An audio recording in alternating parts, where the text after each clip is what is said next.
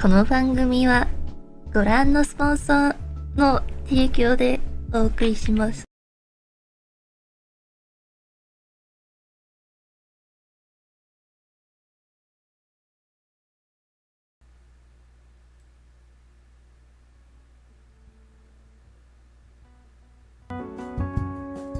Okay, I think looks everything's good. Audio looks good, and okay, we're live now. Yay! Hooray, we're alive, and I'm building another Gunpla. I got crossbow gun this time. It's my first real great kit, so hey, anyone? Well, no one's here yet, so anyone watching this in the replay, welcome to another 2 Cents Live. So, this episode, let's just say we're gonna be discussing some pain, unfortunately. Some good pain and some bad pain, to say the least. And not the pain that, not the pain about suffering watching a franchise getting insulted by Netflix. Well, that's a different pain that I'm gonna have to share with you tomorrow, Ninjato. So F-35, 37. All right. So, we got our usual panel. You know, we got Black Comet. Well, Dr. Black Comet, as he calls himself now. Yes. You know. Actually, if you want my services, you gotta pay my high price. All right. We got not the last one, SGD, Ninjato, and Nick. We got all 6 of us here. So. Yay! The Sinister Six has assembled. Yes, we will ruin all your fun. We're the Sinister Six now. Sign note. I call Mysterio.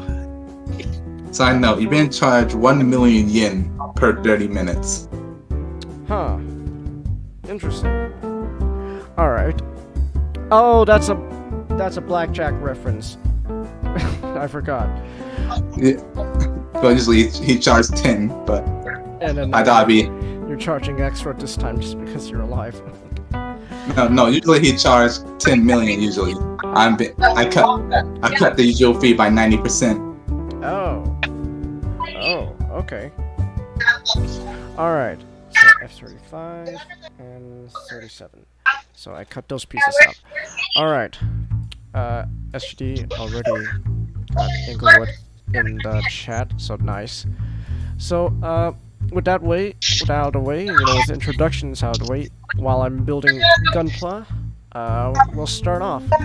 So we're gonna start with Comet. So Comet, you're covering Blackjack 2004. So explain to us. Hey, not. I'll Oh, okay. Thank you. Now. All right. Now, let's start. But those don't know. Blackjack is a Japanese manga series written and illustrated by the late Osamu Tezuka in the 1970s. Now, is one of his most well-known works. Now, Blackjack is about the plot of Blackjack is about a unlicensed doctor named Kurohazama. Kurohazama. Kurohazama. I thought you said Kuruto, so I was like, Dan Kuruto? You're in this anime? Yes, essentially he's an unlicensed doctor who do good deeds, he charged an exorbitant amount of money for his services, but if you can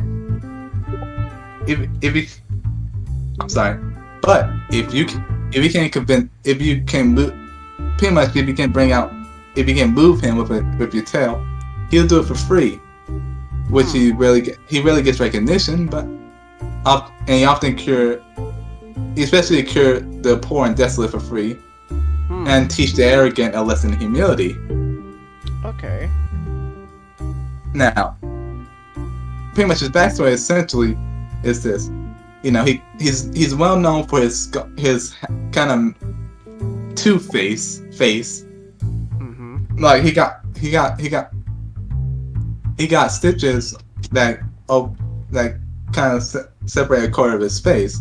One half of his face is one side of his face is darker than the other, which he got his dark skin from an Afro-Japanese from donation. When he was when he was a child, his and his mother was caught in an accident involving an unexploded bomb Oh. on a beach. Yeah. Now, his mother succumbed to her injuries, and his own body was nearly torn to shreds. He was rescued thanks to his mentor and kind of father figure, Dr. Hanma. Although he survived, part of his hair turned white due to stress and shock, which I don't know how that works, but hey, anime. And the skin, it's kind of plausible. yeah, and the skin covering his left side of his face is noticeably darker due to getting a skin graft from his best friend. Huh. He refused to have plastic surgery to match the skin color as a sign of respect to his friend. Marked by his experience, he decided to become a surgeon himself, taking the name of Blackjack. But despite his medical genius, he chose not to get a surgical license because the corrupt system, yada, and decided to operate in the shadows, free from the rules and the corrupt bureaucratic establishment. Yeah.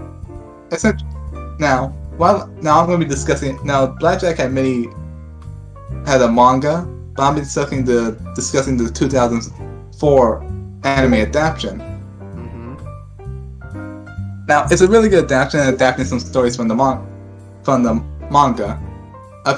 One episode that comes to mind was a gymnast who overworked his arm and ended up getting an infection, like a bruise that just wouldn't go away. Turns out it was necrosis. Huh. Not bad. But it was treatable, curable. And he went to the doctor. Then, he said, don't use your arm for a few days. But then, but championships was getting up, and being stubborn, this high school gymnast decided to keep doing gymnastics anyway. He ended up damaging his arm to a point where he had to get a prosthetic. And he can't do gymnastics anymore. Remember, kids, listen to your doctor. And Blackjack had to. What you saying? So, real quick, I gotta ask: is Blackjack afraid of apples?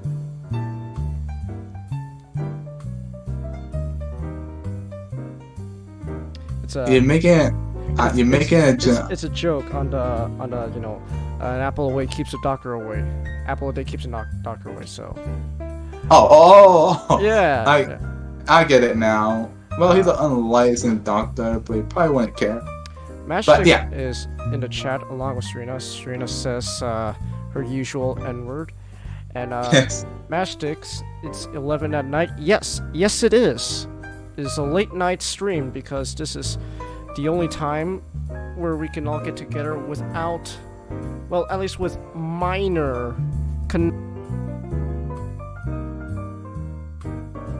for some reason, if I stream earlier, there's internet connection issues. But I did upgrade my internet, so that probably does help. Yeah. Another. Hello? Chingy? Can you hear me? I can hear you now. And in this episode, he had his arm removed by Blackjack because they can't save it. And it was replaced with a claw, a prosthetic robotic claw, and he can't do gymnastics anymore. And near the end of that episode, he found essentially his female friend put a little microphone there, pretty much encourage him to stop being mopey and find another thing he's good at. Turned out he's very good at what's it called again? It's like that Japanese checker, something like that. No, chess. Shogi. Shogi, yes, he was very good at shogi. Okay. And by the end of the episode, he got over his sadness, depression, and decided. And earlier in that episode, Blackjack offered, I can give you a more realistic hand. And he's like, nah, I think I'm just gonna keep this claw. sentimental values. Mm-hmm. So Yeah. So he becomes more humble. But humble. Yeah, he becomes more humble. Yeah, he becomes more humble. Okay. And then another episode is like about a choir girl who a choir girl and I forgot what was it called, but he pretty much like the popular girl Mm-hmm. and her, known for a singer voice. She's not arrogant or anything. Is that everybody likes her voice, and then we have the but her and her club had to share the same building with the I forgot what it's called, but the sport they use bamboo sticks. Kendo, yes, the Kendo club. Mm-hmm. But they're singing with the strum of but the president of the Kendo club didn't like that singing because they keep disrupting their practice. Okay. And distracting her students, and she also got a misimpression of the popular girl as arrogant and standoffish. Mm-hmm. But then she started losing the choir girl started losing her voice due to a I forgot what it's called. There's a lot of medical terms in this show. I don't remember. Something called like a plop in her vocal cords or something like that. I don't know. But that folk. it's some growth in her vocal cords. Okay. Yeah, it made her voice hoarse. She went and Dr. Blackjack. Blackjack said, "Okay, I'll do it, but just do as I tell you," and remove the plop. And he pretty much told her, let your voice rest for a couple of weeks. Again, listen to your doctor. And her voice didn't rest. And she decided to practice due to peer pressure. Uh-huh. And she lost her voice. So Blackjack said, "Look, do this. Maybe I got this artificial vocal cord. If you do this, if you listen to me, I maybe install it. Maybe." Okay. And then, we go to the episode of Kindle Girl and Choir Girl. And Kindle Girl learn, spend time with each other, and Kindle Girl learn, "Oh, I was wrong about you." Huh. And the Choir Girl realized, like, yeah, I'm more than just my voice. Alright. Then at the end of the episode, she fell off a cliff, screamed, and her voice came back. She fell off a cliff? What? Well, she was saved, Okay. but her voice came back, and Blackjack came up like, "Oh, got saved by Blackjack." Well, I forgot who saved her, but it was Blackjack or the Kindle Girl. And she's like, "Oh, my voice is back. I thought I needed artificial vocal. Oh, that thing?" And Blackjack was pretty much, early episode turned out it was just a fake tube. It was just a tube. So essentially, Blackjack was bullshitting. So she would follow his instructions, because she didn't lose her voice permanently. Turned out, it was just simply the fact that she just needed to let it rest. She just used it too soon. So he's like, "Yeah, it's just simple affection. You just have to wait till it clear up." That's why I always if I didn't say that stuff, you wouldn't took me seriously. Huh.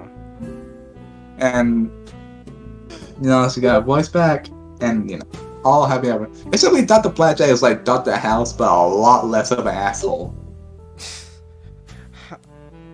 House, but he's not an asshole by that much. No, I mean he's not. He's rough, and he kind of acts like it. Well, it's kind of like House is like House is more very upfront. Dr. Blackjack is very gentlemanly, subtle.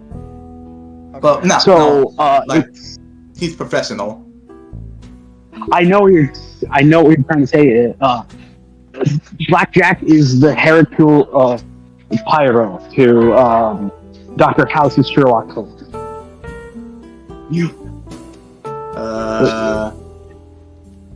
Hercule Pyro is a detective made by Agatha Christie. Wow. Who? Wow. Pyro. It's Polish, so sometimes it's referred to as Pyro. Belgian. Essentially, It's Belgian. Belgian. That's Sorry, Yeah. you're talking to Basically- somebody who grew up with mystery novels. But yeah, pretty much he can be a little he's not like vulgar. Okay. But yeah, he'll pretty much he's very professional. You know, he'll treat you with respect. He treats people with respect Okay. until if you start assaulting him, he'll be like, it's not like vulgar insulting. It's more like very subtle. Okay. Yeah. he's gentleman. You're trying to say he's gentlemanly, but he can be a bit I don't think posh is the right word, but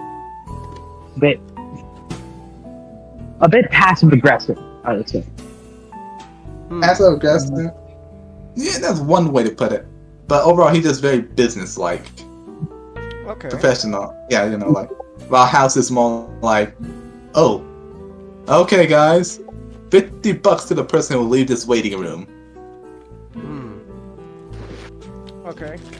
Yeah, but yeah, I recommend read the manga series, watch the TV show. Blackjack is a really good medical drama, and one of Osamu Tezuka's most well work. In fact, in this show, Osamu Tezuka, one of his self-insert characters is in there named Tezuka. Huh. Okay, that's interesting. Yeah. All right. I could get behind that. Yeah. All right. Anything else? No, watch the series. Hope they make another. I hope they make another one besides Young Blackjack. What's Young And Blackjack? then it turns out to be made by Netflix. Oh, Young Blackjack is Blackjack early years, or he's still in medical school. Okay. Wait, but Najado, if they make a Blackjack, if Netflix how would they screw that up? Oh, come on, it's Netflix. Depending on who they get, they will Just find because- ways. Just because it's Netflix doesn't mean it's automatically bad. Like, Well, yeah, but it also depends No. on who they get. Yeah, that's true. I'm asking how if they were to screw it up, how would they screw it up? Like, Oh, oh no, I got one. They were trying to mimic Gregory House. Just make Dr. Blackjack into Gregory House. Dr. Blackjack is also black. Well, technically, but Dr. Blackjack is half black. Because he got the skin graft. He's a little bit half black. No, Yeah. he's all black. He's black. That's why they call him Blackjack. Netflix adaptation. Oh, Matchstick says he's calling it a night. Okay, have a good night. And Matchstick. Yeah. Okay, so No. you And they turn him. so you and would they turn- recommend this? Oh yeah, I recommend any of the series. Well, I'll recommend the TV series, but don't watch. I want to watch Blackjack 21 because it's kind of a sequel to Blackjack 2004. Huh. Okay. Yeah, but the Blackjack TV series you can watch. It's episodic. All right. 2004 series is it's episodic, so you can start anywhere and just watch an episode. Okay. Nothing wrong with being episodic. Oh yeah, I'm not saying anything wrong, but it's really easy to get into. All right. So okay then, yeah. So check out Blackjack. Okay, so that out of the way. Now we can move on to SGD. So SGD is covering Code Vein. It's a video game. So what? It's a Code Vein is sort of a Soulsborne emphasis more on the Born side. Video game by Bandai Namco. It's by the same team who would later go on to make Scarlet Nexus, and it kind of shows. But being a Soulsborne game, of course, it's very simplistic melee combat, heavy emphasis on dodging and blocking, and just paying a lot of attention to what the enemy does. The setting itself is in the world of Vein, or the Jail of the Mists, and if you're familiar with God Eater, you'll know very soon the game is set in the same world as God Eater.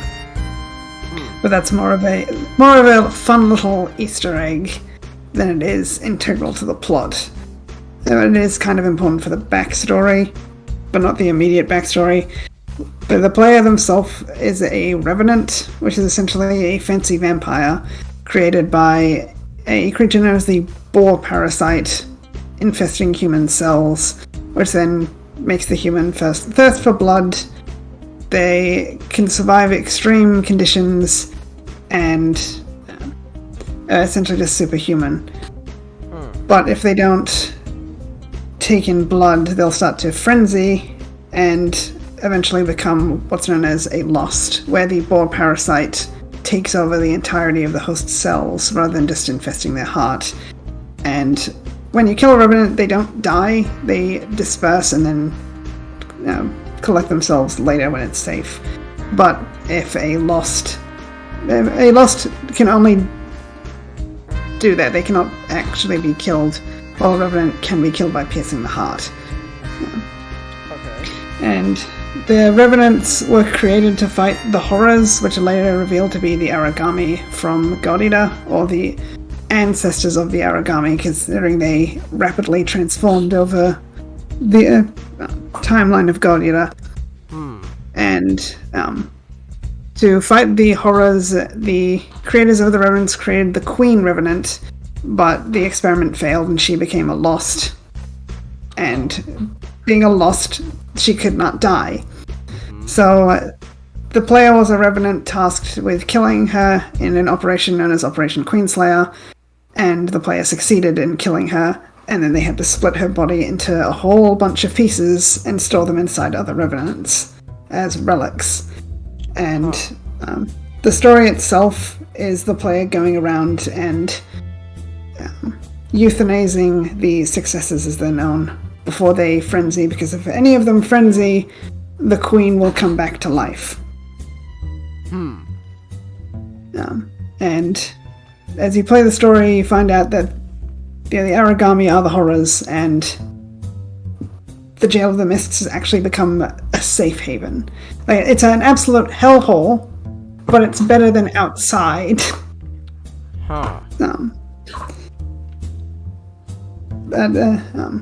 It's not an entirely character-focused story, but it does have a lot of character stories, because the player has powers called gifts, and some gifts can only be unlocked when you find a vestige, because when a Revenant dies, they can leave a vestige, and that holds memories they lose when they come back to life. So there's one character, and she's a vendor, and she thinks she did something, but then when you go into her memories, she finds out she didn't do that thing. And that leads to a lot of development for her, because she's been living with the guilt of thinking she did a really bad thing. But then it's actually a really touching truth. Another character essentially got exploited by another Revenant, and then you later find out that Revenant was sort of trying to toughen her up, like, this world is a hellhole, you can't be nice. And A little bit of tough love. yeah, so teaching her a lesson the only way you can in that world. They abused. Yeah, it's more just do housework and give me your blood beads. And then she went outside, fought off some Lost, while the character and her brother made off with all her blood beads. And then you later show her that memory, like, oh, she was actually trying to help us. And a lot of the character stories definitely seem to be sort of moving on from things, like moving on from loss or how you feel about others or yourself. Okay. And like the end story, there's 3 different endings, and the good ending left me grieving for several days. Oh. I love sad endings. Who died? No one technically died. Oh. Technically. But aren't they undead? And well, all the main characters are technically undead. Yeah, so did they re-die? No. Okay. The gameplay, of course, is a Soulsborne game, what you'd expect. There's 5 different weapon types, primarily being one-handed swords, two-handed swords, pole arms, hammers, and a variety of bayonets. And I exclusively used 2 bayonets, one of them being a shotgun and the other one being essentially a long-range bayonet. So it's not quite a sniper, but in comparison to other bayonets, it's a sniper. And That sounds it's not too hard a game. Because I've tried to build one time. I've been this game on Xbox and playing on PC, and for the Xbox I wanted a specific build, and the game is pretty hard. And this time I'm just going with my gut, like this weapon, this blood veil, as it's called, which is your only piece of armor. So you have 2 weapons and armor as your only equipment. And I've been doing really well. It's easy enough that the enemies are pretty easy to telegraph, so you should be able to beat most bosses in 1 to 2 tries. Okay. And then some will just hand your ass to you, because it's a game which will punish you for not being prepared. Okay. And like some games have things called MP, or like magic points. This game has Ichor, which bayonet attacks and gifts revolve around Ichor, which can only be restored by meleeing enemies or draining them. And the problem with draining is it's very inconsistent. When you hit an enemy in the back, and sometimes it'll activate, sometimes it won't, which is kind of an annoying thing. Although I have reached a point where I can more or less tell this is where it's got to hit. Like it's these big, fat giants, and I find hitting them a little bit to the right side of their back will instigate a drain. And then some enemies will just randomly happen. I don't know why. That's one of the criticisms. The environments all generally follow a specific theme, like an icy mountain, a desert city,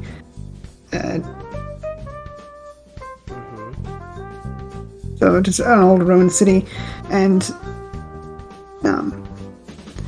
it's not a linear.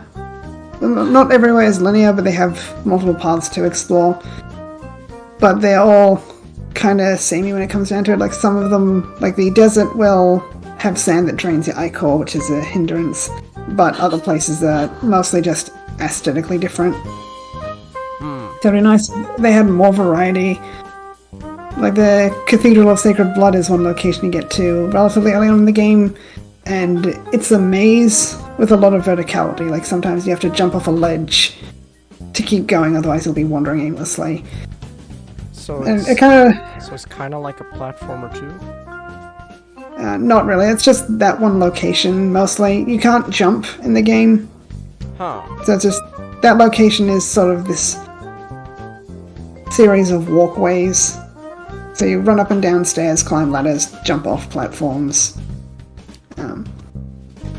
I do like how the game doesn't hold your hand in that regard. Like, they don't give you any blatant hints where you need to go. It's just figure it out on your own. Alright. That's always a And- good sign. Again, it's one of those games kind of where you don't get a lot of the characters, but you do get enough. Like there's Mia and Nicola, who are older sister, younger brother, and through the small amount of character interactions you see between them, it's sort of enough to get some emotional response out of the audience. And there's Jack and Ava, who are partners, as in they work together, kind of partners. There are characters who you don't really get enough of, like there's Silva, who's essentially the head of the government inside the Jail of the Mists, where you sort of get enough to see like, oh yeah, he's a good guy, but we don't really see who is he as a person. It's more of a character. And then he exists to serve the plot. Ah. So, like, he is the one who runs the government. He's the one who led Operation Queenslayer. He's the one who created the Jail of the Mists. So, yeah, you see, like, he's a good guy, but the player never really gets to interact with him. And then there's one of the villains. He's the closest thing to a villain. He's not technically the main villain, because he appears for only a small portion of the game. We don't get much about him beyond the whole generic, I'm an evil bad guy who doesn't really care about morality. Although he does have a very charismatic speech before you kill him. Because he wants to... he doesn't want to revive the Queen, he wants to destroy the Jail of the Mists so the Revenants can roam freely and fight the Origami, and humans can go even further than what they already are. Huh. Because the Origami exists. It's not said when Code Vein takes place in the God Eater timeline. People think they can pinpoint after which point it starts because of you see a Dies Peter, and those were specifically cited in some year, but that's not really evidence to place Code Vein in a timeline, because that's when Benria from God Eater saw them, but there's no location for the Jail of the Mists, so we don't know if the Dies Peter is in Fenrir territory or not. But we do know it happens before God Eater because of that thing that happens in God Eater, and that tasty thing in the sky looks like it normally does. Okay. Sounds simple enough. Yes, Serena, Code Vein is canon with God Eater. The director of Code Vein is a big God Eater fan, and because I think Bandai purchased something to do with God Eater. Yeah. I think they own God Eater. Ah. Okay. So, where can you play this game? It's on last gen consoles and Steam. The Jail of the Mists is the location of the game, Serena. It's essentially everywhere covered by this big red wall of mist is called the Jail of the Mists. So it's just the setting for the game. Ah, okay. It's definitely a game worth checking out. Alright. I had never played a Soulsborne game, and I went in not knowing it was a Soulsborne game, but if you trust your gut, you shouldn't have too hard a time. Okay. So, which do you prefer, Code Vein or God Eater? They're two very different styles of games. I think if you're going to pick up one or the other, or one after the other, I'd go with Code Vein first, because God Eater is more of a game you'd play in short bursts. Because Code Vein, you'll venture from location to location, fighting a small variety of enemies and bosses. God Eater is more pick a mission, spawn in the location, kill a couple enemies, go home, rinse and repeat. Okay. And there is English and Japanese options for the voicing, and I've played the game in both, and both are pretty good, because sometimes you get really bad voice acting for English and good for Japanese, but I kind of prefer the English voice acting a little more, and it's mostly just because of EO's voice actress. So you're a filthy dubber. No, I played Scarlet Nexus entirely in Japanese. Alright. Serena says I've been on the fence with this game for a while. Based on what I'm hearing, I go get it, Serena. If it sounds like your thing. Yeah, and we can play together. Because I have a character. One thing to be warned about is the DLC is not. People don't think it's entirely worth the price, so if you could get the DLC on sale, that would be a good idea. Because the DLC is just 3 more dungeons for the. I forget the word. But they're essentially just snippets of other locations with reskinned bosses. Does the DLC have any impact on the story, though? No, it's just 3 new locations where you fight an Origami from God Eater 3 or something.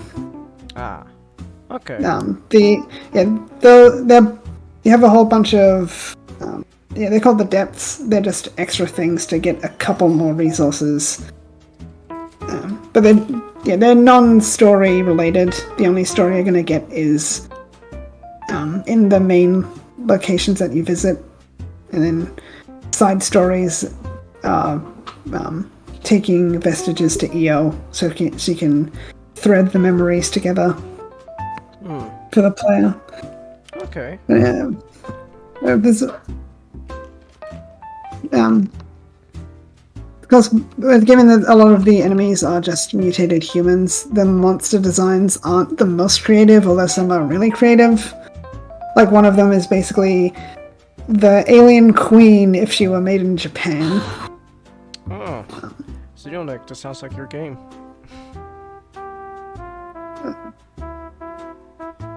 And character designs are not amazing, but they're distinct enough. And some little details which you don't notice the first few times around, like EO has a pair of finger guards, like thimbles, because she threads memories together, like sewing threads. So she has finger guards. So, that's a little clever, I guess. and waifus. Yes, there are waifus, but they're either scarred emotionally and mentally, or very, very physically.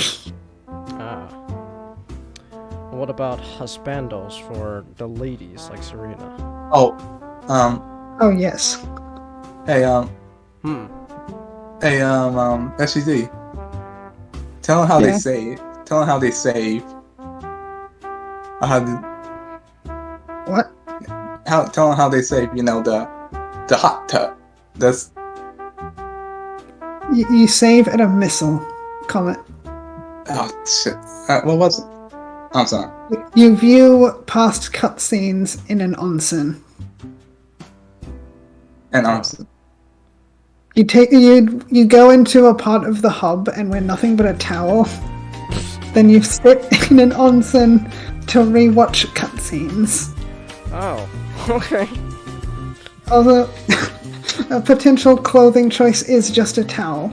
So you can run around with a giant weapon and just a towel killing monsters. That's amazing. I also remember when I played the game that you can look around in the hot tub too, and there's other characters. Serena, you can play with another person online. Oh, okay. Wait, so what kind of multiplayer are we talking? Like, we play the campaign together, or is this like a versus thing? You play together. Ah, So normally you can have one companion, or you can play with another player companion. can you? So can multiplayer be done online and local as well? Just online. Ah, 'Cause you kind of need all of the screen at your disposal. I see. Okay. Yeah, being a Soulsborne, it is very. It can get very hardcore. Like, simple decisions can make or break a fight. So if you had two people sharing a screen, that's going to affect your visibility and whatnot. Okay. But overall, you would recommend this game? Yes. Probably buy something like Scarlet Nexus first that needs your support right now. This game's a few years old. It came out in 2019. Oh. Sold over 1 million units in the first 12 months, so it's in a pretty good position. Oh. I take it that's not bad? Yeah, for a brand new game, that's pretty good. Okay then. So, yeah, so check out Code Vein then, Serena, if that's your shtick. And to anyone watching this in replay, then yeah, check out Code Vein. I Okay. did get Scarlet Nexus, so I am doing my part, HDB. Good man. Not doing his part. Would you like to know more? Well, okay. I just looked at the back room and Uh-huh. Oh. Shit, people have been posting in the back room. Damn it. Oh, just a meme, first of all. Code Vein Hot Springs. Ah. I see. Sounds like a wonderful mechanic right there. Also, EO is best girl. But who is best boy? Well, I mean, there's a lot of good boys. Name one. are you trying to convince that SCG is bisexual or something? No, this is for people. No. This is for people like Serena who are interested in the game. But to have Serena play the game and she will pick it. You think Serena will ever come on to our show? There's three male companions. Jack is kind of the older gentleman. Yakumo is more of the, he's a bit fit. And then there's Louis, who's a bit more of the Bishonen, a little bit. Oh, good old Bishonen. So that, there's a variety, if that's what you're into. Alright. They're all Asian, though. You're not gonna find any big burly black men here. Ah. Yeah, you can get that with Inglewood Book 2, available now on Indiegogo. Yeah, look at that. Shilling Inglewood like a pro. Actually. So, and if you scroll up in the chat, there is a link that SGT posted to Inglewood Book 2. So yeah, check that out. Simp it for Micah Curtis because he deserves it. You shouldn't simp for real, but if you're gonna pretend to simp for Micah Curtis because his book deserves attention and love because we like Micah. Don't be ready and back Micah Curtis's newest book. Yes. Okay, so we got the lighthearted stuff out of the way. So now we get into a little bit more discussion based, and we're gonna start with a little heavy stuff, but not too heavy. We're gonna ease into it. Serena says I'm alright with Asian men. I'm alright. Don't worry about me. Behold, the Asian. While tiny, their penises are quite effective. Also, there's going to be a bunch of variants of them, and they all hate each other. Do they, like, eat normal food or something like that? No, the opposite. Wait, define what's normal food. It's a Family Guy joke. I don't know. I guess normal food is like, I don't know, what, hamburgers or steak. Asians, we eat stuff like kimchi. I don't know. Koreans don't do this often, but there is still parts of Korea that still do eat dog. Now, as a fellow Korean though, I fail to understand what the hell do you find in dogs that makes you go, yeah, I'd consume that. I don't know. That's me. If I see a dog, I'm like, oh, that's a cute dog. I want to pet it. Not the first. Oh thing my that comes to gosh, mind. you're so cute, I could eat you up. Literally. I'm gonna have a dog. Cats, on the other hand. I have a goose named Dave Franco and a dog named Dave Franco. Let's go, James Franco. I still love the fact that, They got Guys, Mr. Washy please. Washy for 10. Yeah, that's great. I love it how we're just avoiding the main topics. Serena says the tiny penis kills it for me a bit. But Serena, it may be small, but it's very effective at what it does. very efficient. Yeah, It's not- very effective for what the man wants it to do, not what the woman wants it to do. It's not wait, but it's not size. It's not the size that matters. It's how you It's use how it. you use it. That's what she said. Just You're stop. breaking my wall! Oh my Okay. goodness. Alright, Degenerates everywhere. Ninjato. You associate us, I thus never therefore you are a degenerate yourself. No, Ninjato, I never said that this show was family friendly. Far from it. And I hate myself, Zeodek, okay? I live in eternal loathing. Serena asks, "Is it?" Question mark. Well, it's more just me joking. I don't know. I've never done it, so I don't know if that's the truth or not. That's just me joking. Genghis, confirmed virgin. Well, I'm a virgin Yeah. too. Ninjato, confirmed virgin. We're all Oh yeah. we're all virgins here. At least I hope. I don't know about SGD. He kind of gives off vibes that he's just taking pity on us. Dude, you know this guy's getting puss. And SGD versus Virgin everyone else. Is this our Spartacus moment right here? So does that mean we're all incels? I'm an incel. No, I'm an incel. I'm an incel. No, I'm the incel. Who is the real incel? He's the incel. Serena says, "I'm not well." Well, I guess Serena then has the right to flex on all of us. So Okay. okay, so Okay, move on. okay, so moving on from this conversation. Okay, I'm lost. it's all right.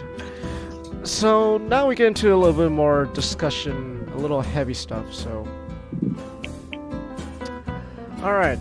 So because this is my show, and me and Nick are big fans of this franchise, we of course need to mention Transformers at least once. It's part of the contract, okay? We have a So- contractual obligation. All right, so let me put down. Oh, wrong series, my bad. So let me put down the pliers for a bit here so I can focus. And let me move the mic a bit here. So There we go. oh, SGD, and he's back. Okay.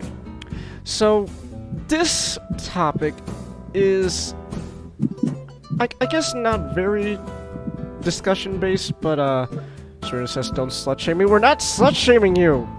Goodness. We're not doing that. Goodness, girl, calm down. Calm down. All right. It's just awkward, okay? Well, I don't know if it's awkward. I'm just saying she's got the right to flex on us. Well, it's That- awkward for me, okay? Well, cause you're the good Christian of this group. So I'm not even that. I feel All right, moving on then. Let's I need therapy. Ninjato, I need an adult. We're all adults here. But so I'm going to. So my topic is. Well, it is kind of discussion based, but it's a little more of me wanting to rant again. And if you're wondering what my right arm is doing, I'm scratching my sweaty armpit because it itches in this heat. So, I'm talking about a man. One man that I feel at the moment is honestly a bigger threat to Transformers as a live-action franchise. Serena says I'm not flexing. Well, there you go, Serena. You don't. I'm just saying you have to write. Serena says I'm sorry, Ninjato. That's fine. All right. Enough talking about her. Enough talking about our private lives. Okay. So there is a man, I feel personally, that is at the moment a bigger threat to live-action Transformers movies than Michael Bay. Because Michael Bay at this point is just an executive producer. He's not at the director's helm, so he's not in charge. But this guy, even though he is also an executive producer, he does have some reins to pull. This man is Lorenzo Di Bonaventura. And this man, I feel, is a bigger threat to live-action Transformers than Michael Bay. And mostly because this man... Remember when I said that just because something you're not a fan doesn't mean it's automatically bad? Well, here is a case where not being a fan does ultimately affect the product. And it's mostly because, and it's not really just because he's not a fan, it's mostly because Lorenzo just, honestly, at times, it feels like he doesn't know what the fuck he's talking about. At times it feels like he doesn't even watch the movies he's producing and just pulls stuff out of his ass, and then that just leaves everything a mess for not just fans, but just normal moviegoers in general. Like the whole fiasco of when is Bumblebee part of the Bayverse or is his own separate thing? That didn't need to be a fiasco, but that's all Lorenzo's fault. Because this man is very indecisive, because honestly he doesn't know what he's talking about half the time. Like, now this is going to get into some more rumor territory, and I have no idea if this is true or not, but I had a discussion with a friend of mine. Everyone here knows about Deimos, and he's been in some of our streams, not quite a few, but not the 2 cents. So, I had a discussion with Deimos, I think like earlier this week. And we were talking about a recent interview Lorenzo Di Bonaventura did with like Polygon Studios, who like help with the Transformers movies and series animation-wise and stuff. And Lorenzo was essentially, it felt like he didn't know what he was talking about. So he was talking about how he felt that the marketing for Bumblebee was weak. And to an extent, I could kind of agree with that, but then he said it's weak because they tried to market it like it's an animated film. But okay, so I don't know exactly what the difference is with marketing it, but you're making that sound like it's a bad thing. But I don't see how that's necessarily a bad thing. That's just me. Now, Lorenzo also went on to say how he says that he wants the new Transformers Rise of the Beast to essentially, he wants it to, so it's weird how he phrased it, because he says that he's taking lessons, they're taking lessons they learned from Bumblebee while also trying to go back to their roots, but not G1 roots, the live-action roots, 2007 Transformers Michael Bay film, which he also says Bumblebee took inspiration from. Now, I don't know about you, Lorenzo, but when I watched Bumblebee the movie, very loosely does it follow or take inspiration from the 2007 movie. It honestly feels like its own thing. Like, other than the fact that Bumblebee comes to Earth and he makes friends with a human. That's it. But that could be its completely own separate thing. And so Lorenzo just... It feels like he doesn't even watch the movies he produces. And that's kind of typical of, you know, a Hollywood executive like him.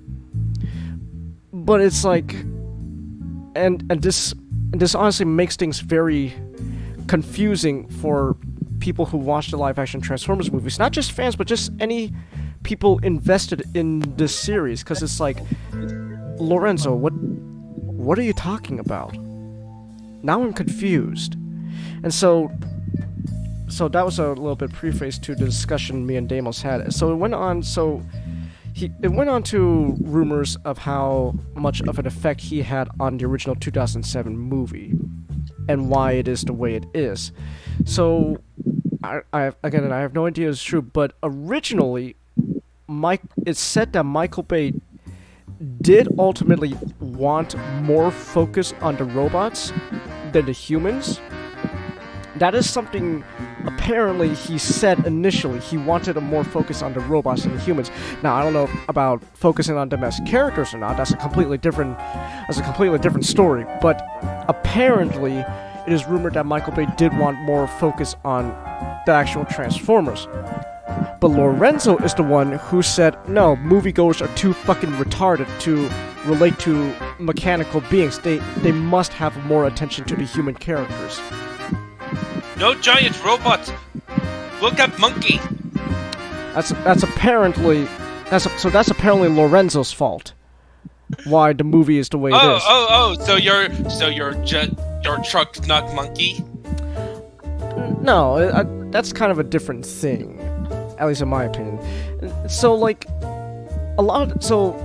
essentially, it went on to summarize a lot of the stuff, the problems with the live-action movies, tends to mostly not really be Michael Bay, but Lorenzo. Because Lorenzo honestly doesn't know what he's doing half the time, it seems like. It's to the point where I think, okay, hear me out, Nick. If this is true, I don't know if this is true, but I think the twins in Revenge of the Fallen was less Michael Bay and more Lorenzo. And I have no idea what to say about that, because then, as Lorenzo, do you want to say something about your opinions on people of African American heritage? Well, Hey, what we gonna do with this little shrimp taco? We bust the cap in there and then we pop in the trunk. And I'm my trunk. my trunk. If it is proven true, that means that Michael Bay is not a racist and not a sociopath. Well, I think Michael Bay still kind of has some say in it, but I think Lorenzo is the one who I don't know the exact thing, but I'm hypothesizing and kind of went like Michael Bay. Hey, I want these black characters. Okay, go ahead. Really, Lorenzo? Yeah, go ahead. People will love that shit. Okay, I'll do it then. Yeah, do it. Any stipulations? No. You have a blank check. Go ahead. Oh boy. Go ahead. What can go wrong? What could go wrong? Everything went wrong with the twins. But at least Tom Kenny got paid. Can you imagine? Can you imagine the conversation afterward with Michael Bay and Lorenzo? Michael Bay be like, "What the fuck, man?" Now, apparently, this is also another rumor. The reason why the live-action franchise continuity is so fucked up is also because of Lorenzo. Because Lorenzo apparently told Michael Bay it's okay to have a loose continuity because audiences don't give a shit about plot. Oh no. So I don't know. Now, again, these are rumors based on a conversation with Deimos. I didn't ask him where he got this information. So as far as I know, this could or may not be true. I have no idea. So take this with a grain of salt. Essentially, take this with a grain of salt. But if this is true, then that honestly tells us that while Michael Bay is partially responsible for why the live-action Transformers movies are the way they are, Lorenzo is honestly a bigger threat to this franchise than Michael Bay. And it's also because Lorenzo apparently is just a typical example of just some typical Hollywood executive that just doesn't give a shit. And thinks that audiences are retarded. So in other words, fuck Lorenzo de Bonaventura. Yep. So that's kind of all I gotta say there. But that's my 2 cents. Just Lorenzo's a bigger threat. Fuck him. So. Yep. So yeah. That being said, now we could get into a little bit more meat in the discussion. All right, Jado. I know you don't want to talk about this, but all right. So now, You know. All Okay. So, you know how people talk about companies versus fans. That has been like the latest things. That has been like our subplot throughout all of our episodes so far, and stuff. All it took was this one incident to remind me that there is one company that have a franchise that has dedicated fans that are who are also happens to have some treatment, who have been involved in like the Phantom Menace and stuff. Yet when it comes to this franchise, they are blind to the company, who is in fact the worst company in terms of fans relations. And that company is Games Workshop. Alright. So, Games Workshop has had a long history of being a jerk. Of being very aggressive with protecting their IP. And threatening legal actions for everything. You can't even do anything remotely close to a chaos symbol. Like, you can't have an 8-pointed star without GW sending in their inquisitors to threaten you with legal action. They then this week, yeah, it was this week, made the announcement that any fan animations that are released, you either have to work with Games Workshop, essentially, if Games Workshop comes to you, or you delete them, or you get no money from it. And it has a zero tolerance policy. And this policy affects one franchise as one fan animation series called If the Emperor Had a Text-to-Speech Device. And it's basically the series that got me into 40K. And now because of that, the creators decided that they're going to release the two parts of the episodes they were working on, and then just move on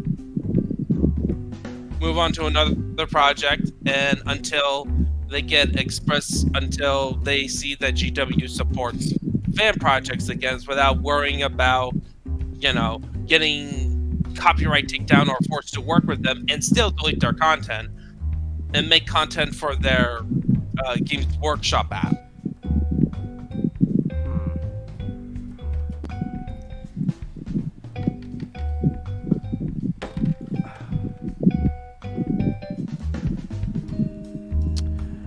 Yeah, this is I'm sorry, but Games Workshop is horrible. The way they make,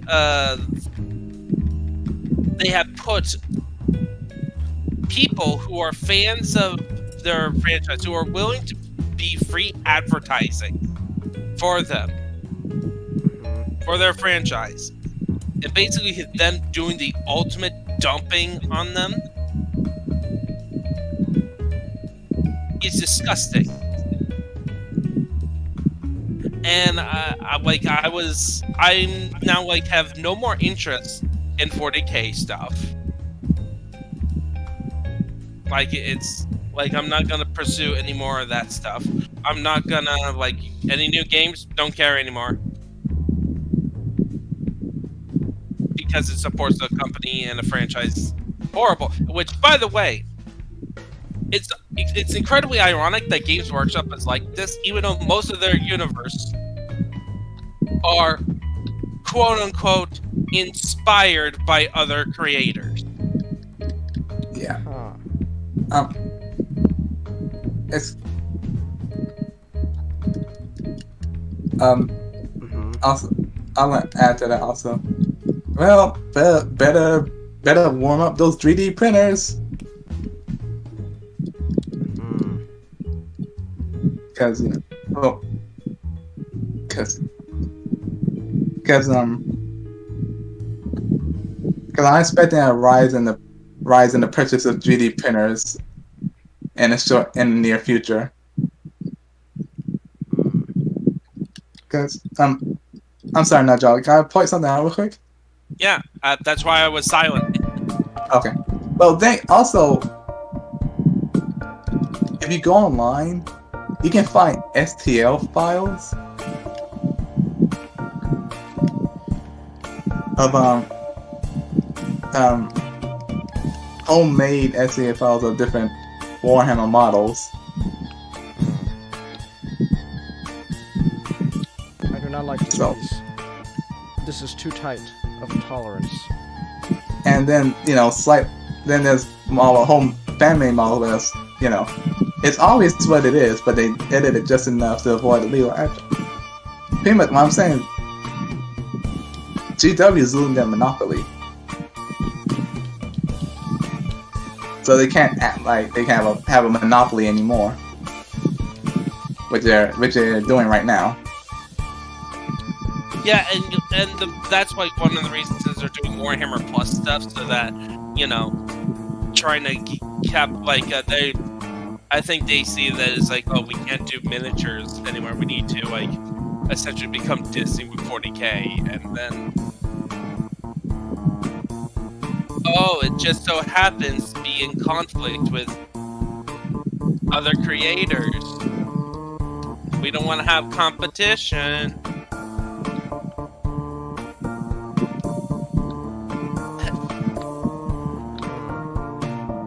Not only that, it's also low risk.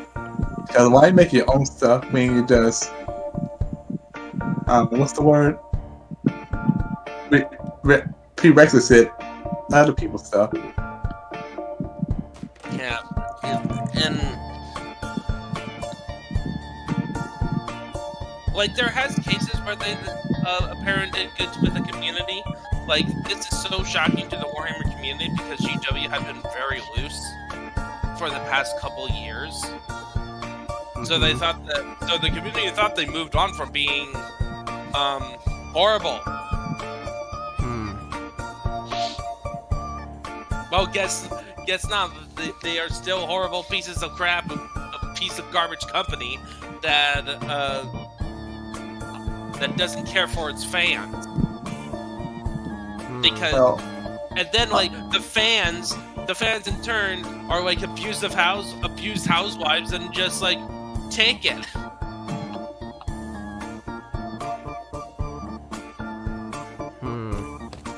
And they're willing to, and then like GW switching their models to more plastic instead of metal, to make them to produce them cheaper. But then the cost is still the same. In fact, it's more expensive.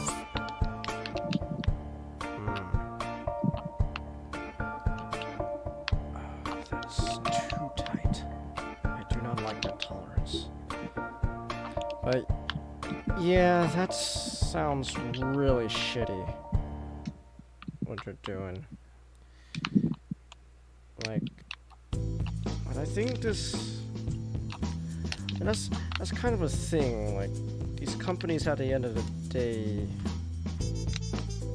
they don't really care for the fans, despite, well, they need the fans because they're their consumers, etc. So, but And I would argue GW is the one that needed them the most. And it's because of the fan stuff 40K has become more mainstream than ever before. Because of a bunch of passion projects. And then, it also, last week I tried to talk about D&D 5th edition. Like, people are, upset about, latest dumb books of D&D. But you know what? At least D&D seems to be more they care about fans, even though it's, the wrong type of fans.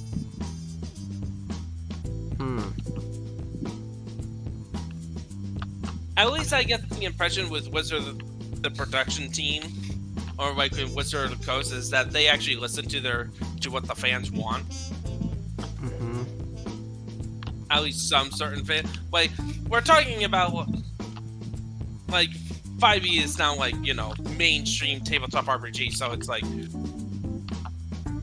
whole bunch of people, so it's different type of fans, but at least they're listening to somebody as opposed to Warhammer.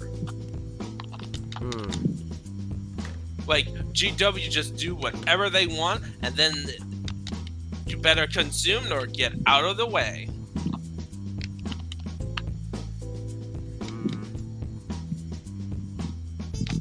Yeah, that sucks.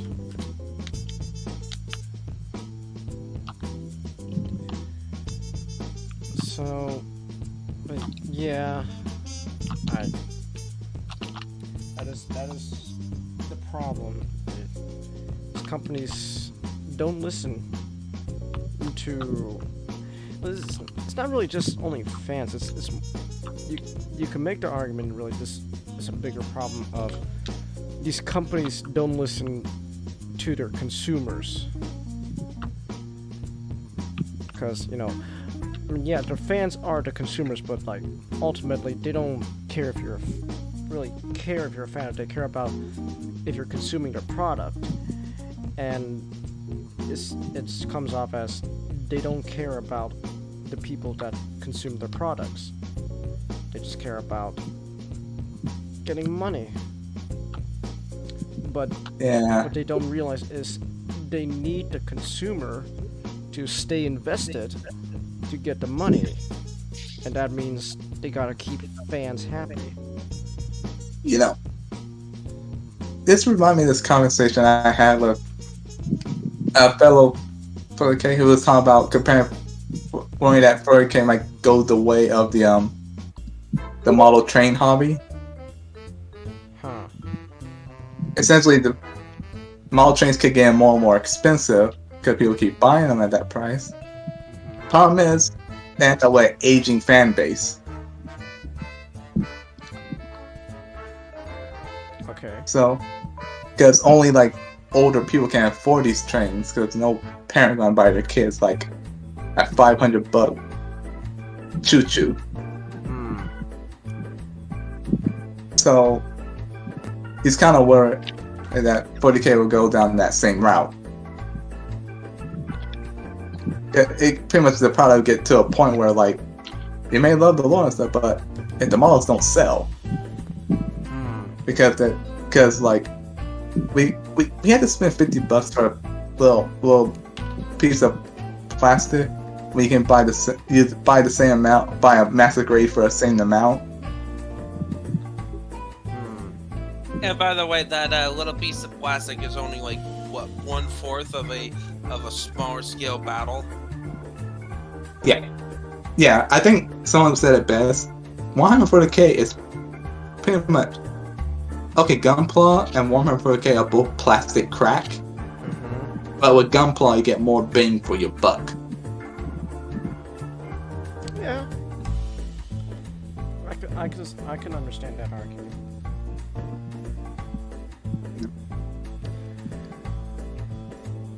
So, but yeah, this. By the way, you can't hear the music, but this music going on does not fit the tone of what we're talking about. It's all like. Yes, happy times as we talk about a depressing company whose major games involve grimdark elements, which, by the way, are also taken from other fantasy writers. Side note. Also, in a sense, I think also we can lay this on the fans as well for keep going back. Explain. Well, you know the saying, "Don't support bad behavior." Yes. Well, I think the fans are popular thing because they keep supporting GW's bad behavior, like. Like to the point where they kind of think they can get away with anything. Yeah, like GW lately, have been actually selling very well last year. Like, oh, we can charge 100 bucks for a box of Space Marines.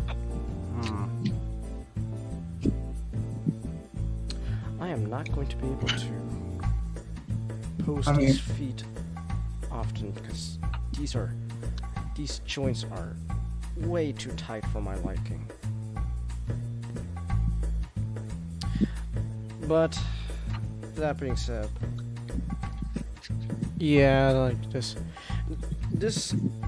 Games Workshop and the current situation like TTS, this is ultimately I would say this is a symptom of a bigger problem of these companies refusing to listen to not just fans, but specifically their consumers, because they feel as long as they get the money, they can do what makes they me want. more mad about the situation is that they put the creators of TTS in a position where now they're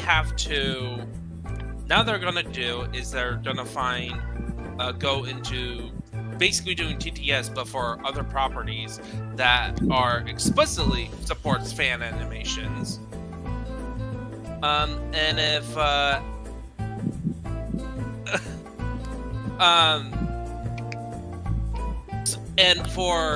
if Games Workshop is still gonna be a jerk about when it comes to fan stuff, they're gonna get back to TTS, but it's gonna be very different. They're gonna have to do their own original content, and that's way down the line. Right. And they even know that when they're doing that, when they announced it, that a bunch of their fans are there because of 40K, and they were so scared. Thankfully, it seems like they're getting overwhelming support. Yeah, their Patreon at the moment has 17K a month. That's not a small number. So yeah, and this was going on when the main creative mind had just gotten his son was just born. I think son. I think it's his son. So, and he was actually going to pursue a part-time job to, support his family,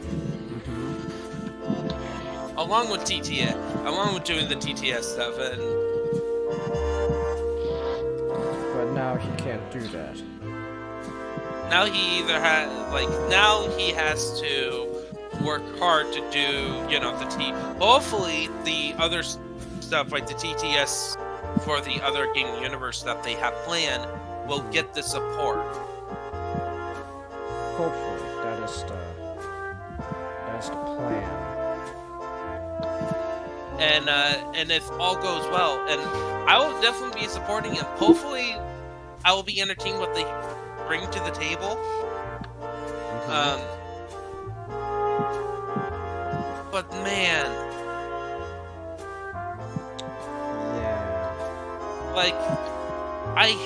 I hate to be in that position where it's oh, I have to be the bad guys to my fans now.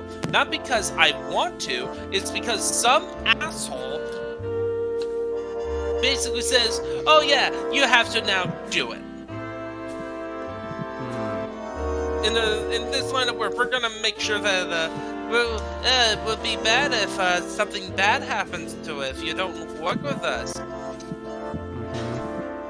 And and by the way, if TTS was gonna be under them, TTS would be changed either way. But they couldn't have Magnus the Red be part of the Imperium. Working with the Emperor. They wouldn't have the Emperor speak with a text-to-speech device.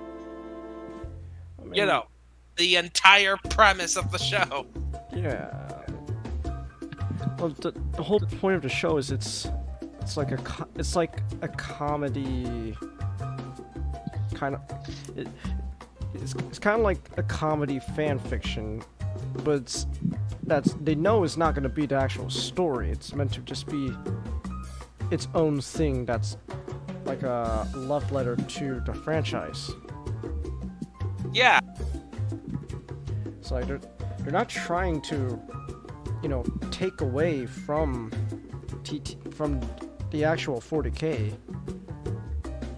So, but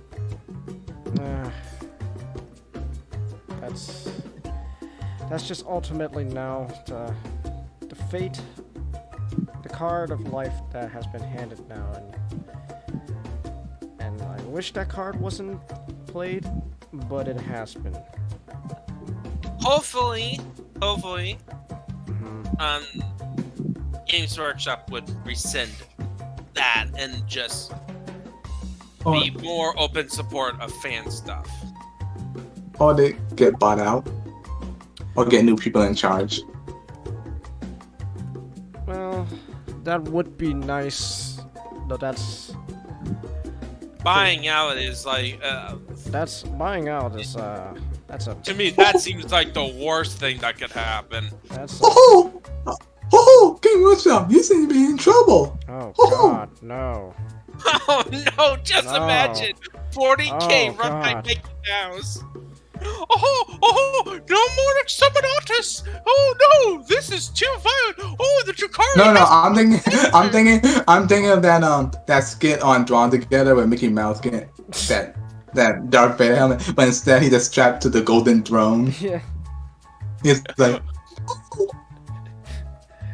Yeah. It turned out the Emperor was Walt Disney the entire time. no, it's Walt Disney with his head in a jar.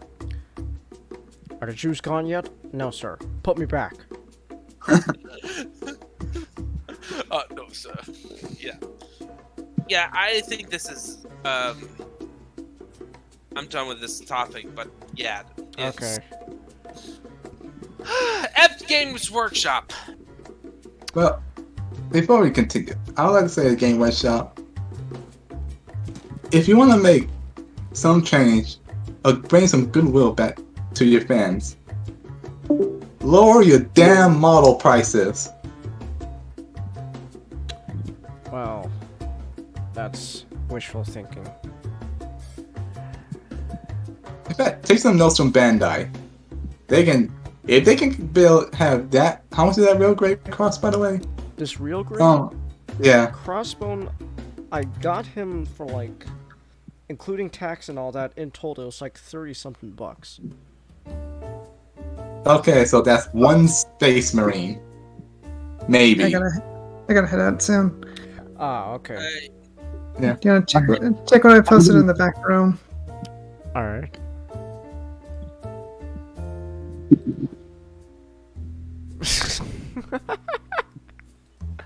That's. Hold on. I gotta save this image so I could show this. That's beautiful. Alright. Alright. Alright. Let me Yeah, just quickly Uh, show this image. I think, I could be wrong about this, but I think, Bandai managed to make managed to make a stable Neo Zeon figure. Well, Neo Zeon accessory attachment for the Sinanju for really cheap. It's for of course, it's for the Sinanju high grade. How Yeah. much did And look, that cost? I think usually for an accessory like that, it'll cost you about $150. Huh. yeah, something that big in GW, for example, the Manta or any of the Titans would cost you like within the thousands, like 1,000 something. Wow. Yeah. GW is horrible. That is And expensive. and you want even, and it's like $100 for a squad of Space Marines in Australia, and New Zealand. 100 USD or 100 Australian bucks? 100 Australian. I think like US dollars is only like a few dollars It's expensive. above It's Australians. But yeah, that's not a small number. That's No, expensive. it's a big number for a very small amount of plastic. Yeah. That you They still had- have to paint. Yes, and glue. Honestly, 3D printing is cheaper. Hmm. A little more Alright. toss. Sorry. Let's Let's- move on. Yes. Yeah, alright. Okay, so with that out of the way, now we get to... It's not as heavy, but this is, in my opinion, a bit... maybe controversial? So Nick, you're up. So this was something... lately, you've been giving me topics that made me raise an eyebrow, like, really? So, apparently, you feel that G.I. Joe, as it is right now, can't stay relevant. Why is that? What I mean by that is, okay, so there in the 80s there were count them, three big TV shows that aired, shows and toy lines that aired Mm-hmm. and were sold. That being Transformers, which continues to stay which is amazing. There's nothing wrong with it. Nothing. Do not even mention anything that could prove otherwise. Don't Kiss mention Players. any- God damn it! I mentioned it. Netflix. But... He-Man. Mm-hmm. But that's which has a that kind of has the same problem as the third one, G.I. Joe. And yes, I'm aware that G.I. Joe has been around since like the 70s, I believe, nor the 60s. Or even the. Oh, I think it was late It's over. 50s. It's close to 60. 50s, because G.I. Joe, Yeah. G.I. Joe was it was they manufactured fake toy guns before they did action figures. Okay. Okay. So the brand has been around for about the 1950s. The characters that we know, the Joes, Mhm. haven't been seen until the 80s. Ah. Yeah, because the original concept was that it was one guy named Joe, Yeah. and he was he was basically Barbie. But for boys. Yes, it was basically boys Barbie. Yeah. They're not. No, they're action figures. They're not dolls. Okay, No, no, guys, no, guys, no, it's we literally get 12 the feet. guys. Ninjato, let me. Okay, so Yeah. we get the introduction. The whole point is basically throughout. What I mean relevance is that there's G.I. Joe. Its peak was the 80s. Okay. And it's never quite managed to reach that same kind of success as like Transformers. Hmm. Because G.I. Joe is like, despite like being well remembered by fans, and it has trouble getting new fans. And I think when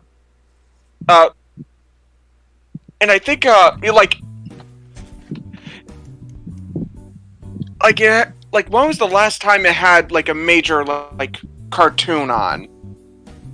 Major one that was successful. Renegade.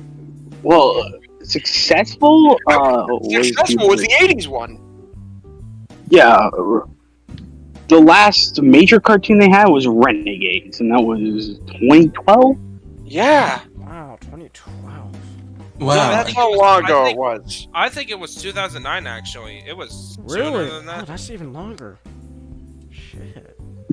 Yeah. And like, it's just kind of.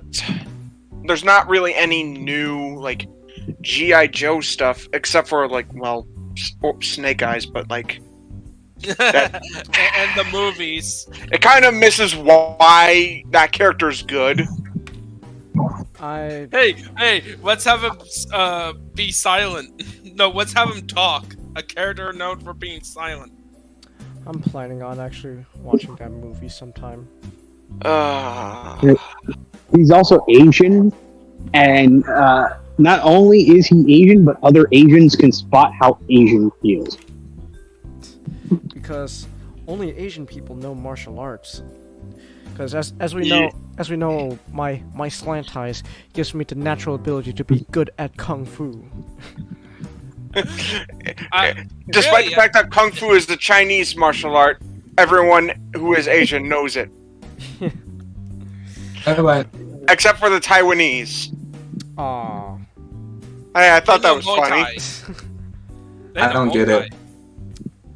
It's a Taiwan joke about and China. Because Taiwan is true. But not to be political. Yes. But so continue. And basically what I mean is essentially, like, again, it just hasn't been able to reach new heights, because Transformers is obviously the most successful out of any 80s franchise, because it's constantly getting new material. Mm-hmm. And let's just say that, there's a reason why G.I. Joe only had 2 movies, while Transformers has up to 7. And, it's essentially, like, the tragic thing is it just managed to not reach as much as a success as, you know, as it did back then. And basically, this is like a lament. I wanted to do a big think. I wanted to basically give some ideas as to why this could be. One of these things, to get just slightly political. The reason why it was so popular in the 80s was because G.I. Joe aired in the Reagan era, which is an era known for a lot of patriotism. And you can kind of see where I'm going with how we kind of...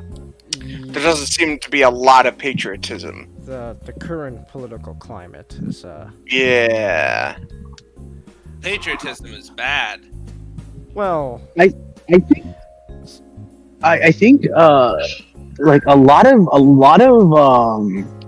G.I. Joe shares what a lot of Captain America's sort of quote unquote infamy back in the 90s and early 2000s. Yeah. Both franchises were seen as jingoistic. Yeah.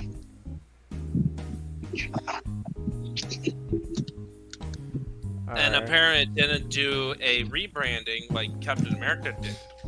Got a resurgence. like they've tried. That's not to say there's been a lack of trying. But again, there just really hasn't been really success, and that sucks. I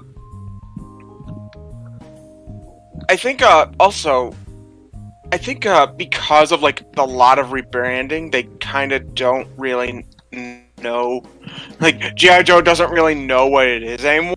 Cause like Renegades, it was instead of like a G.I. Joe was a military organization, like, you know, fighting against Cobra, a ruthless terrorist organization to rule the world. G.I. Joe is like kind of like a, well, again, Renegades. It's like a group. It's basically the A Team, the Soldiers of Fortune. They're a vigilante, not private military. They're a vigilante. Yeah, there's They're kind of on the run. They're on the run because they were basically Cobra in this was interpreted as corporations, and so as short they use corporate power to make a situation that put the Joes, putting Joes in the position where they committed a crime they didn't. Honestly, actually, Renegade was kind of like, I believe it was kind of like, it kind of feel like they were setting up before it got canceled for some reason. They were setting up for the normal G.I. Joe routine. Because at the end of that first season, they actually set up when can I do spoilers or? Yeah, go ahead, spoil. I mean, how long ago was that show? Okay. Well, essentially, at the end, they got their names cleared, and it started G.I. Joe because Cobra got exposed. Now they're gonna, and hence that they're gonna go to they're gonna go to become a terrorist organization, pretty much. So Renegades kind of feel like at the start it feel like a prologue, a prequel. No, this is how G.I. Joe got started. So the deal. Okay.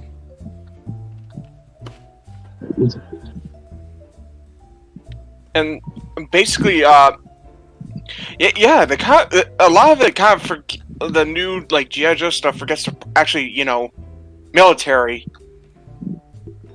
And again, I think that also kind of delves into the whole, you know, kind of like the whole problems people have with the military. They kind of don't want to. So hold on real quick. I gotta do this for the gag. So what you're saying is, So, welcome to the Abyss. Road trip. I pressed the welcome to the abyss button. Hello. Welcome to the Abyss. Yum. Road trip. Road trip. I would agree with you with that, Nick, because I think this is where I think it contrasts with something like Captain America, where with a Captain America, you can tell stories where Cap is not being not antagonistic from America, like the American government, because that's where you get crap stories like we have now. But yeah. Well, you have stories. You could get a good story too, Cap No More. Well, that is a case where essentially Cap is more fighting a bureaucratic system within the government as a whole than the government. Yeah. Okay. And speaking of Cap No More, we do have a podcast where we did read that comic and we covered it. As link in the description below. Yep, and also next, I still have to talk to the guys about it, but at least next week we're at least recording our next episodes where we're covering Wonder Woman, beginning of her run. Yes, the patriotic superhero that's also an immigrant.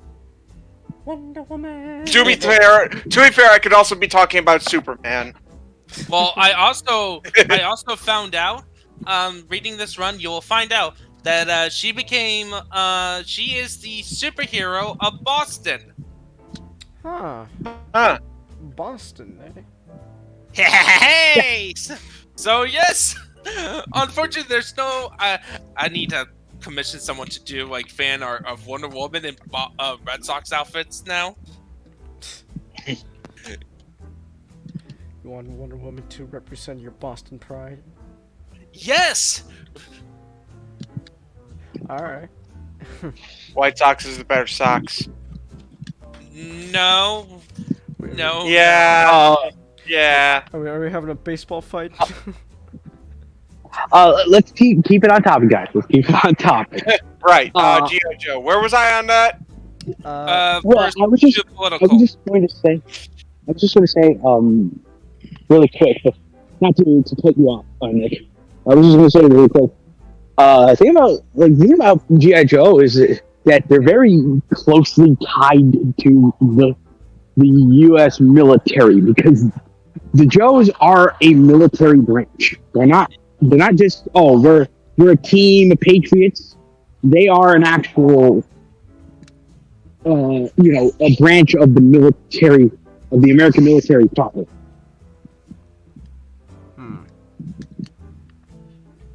And so it's kind of hard. It's kind of hard with a lot of this anti-militarism, this strong skepticism towards the military and the large skepticism of patriotism. It's really hard to try to get the Joes themselves over nowadays.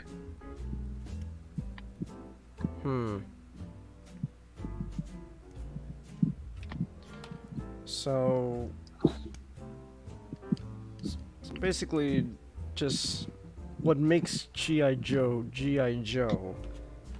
is kinda what's hurting it?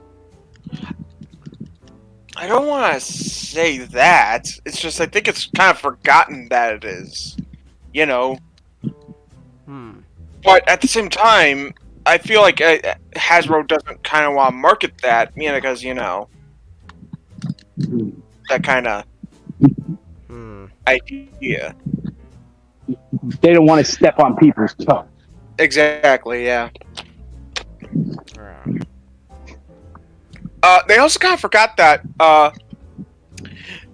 there's a lot of fucking hilarious characters in G.I. Joe, for ones who specialize in one thing and there's just one guy who specializes in being working in the snow and stuff like that. Yeah, I kind of noticed, even with the G.I. Joe comics, is that it's a property that takes itself too seriously. It has been kind of taking itself too seriously lately. It's we are a government branch, or we need to stop treat Cobra as a serious threat. Instead of you literally have the main bad guy, Zerko, is going well, it's like we need to stop Cobra Commander from detonating a nuke over New York City. What say you, Shipshape? How do we solve this situation? Also, one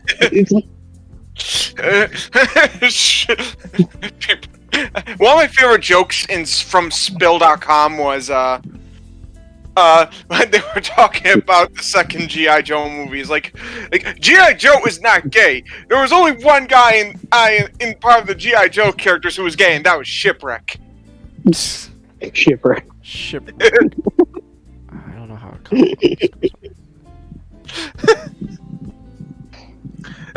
He'll just hands up, Cobras, and Shipwreck comes in. The Cobra starts laughing. He's like, "Oh man, I told you to stay in the fucking ship." And I feel kind of bad because Shipwreck and I related to most growing up. Nicholas is Nicholas. No, here no, I is, was quoting before you say anything. So you are not. So you do not want to come out of the closet. So I you don't know still how I wanna be in would. the My species closet. doesn't reproduce that way. Well, you Look, can always I- come out of the closet over a $14 scratcher. Yeah, but I'm not gay though. I can't do the excuse Mac had. So, I remember, I forgot what it was called, the movie was called. But, like, I believe it was supposed to be a direct creation from the TV show. And Cobra Commander gave it the reason why he acted the way he did. Was saying, Oh, I think it was called not Retaliation. Cobra Commander was, It's written by Warren Ellis. Oh. Resolute? Yeah, Resolution. and Cobra was like, It's just Resolute. Oh, okay. I know, right? Weird. Just Yeah. Resolute, not Resolution. and Cobra Commander was like, I acted idiotic and feeble and weak-minded because I thought it will make you all think. But I was wrong. Or something like that. The problem with that, though, is that it wasn't for kids, though. Yeah, It was like only like a special that aired on Toonami. Oh no, I just mentioned that because I just find it funny they try to like justify Cobra's commander's idiocy. I mean, there's nothing Even- wrong. even though they with had that, like it, necessarily. they had him be old and try to sell parts in like the Transformers. They don't make terrorists like they used to.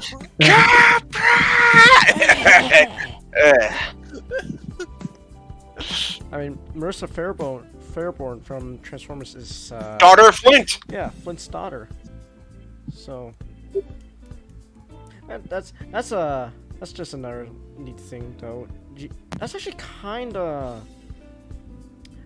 interesting how one of the ways G.I. Joe has managed to stay somewhat relevant is their connection to Transformers.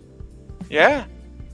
But that's kind of, if you think about it, it's kind of just them piggybacking off of a franchise younger, but more successful. Yeah. So, but, so, I guess then the question would be, so we've talked about what's kind of hurting G.I. Joe. What can we do to fix that? That is a good question. An idea. Oh, okay. Based on what we talked about, we make a campy, patriotic show. Okay. Like on purpose, not like unintentional, but on purpose. Like it's, and like Cobra is just a funder of terrorism. Period. They don't care who they work for, as long as it supports terrorism.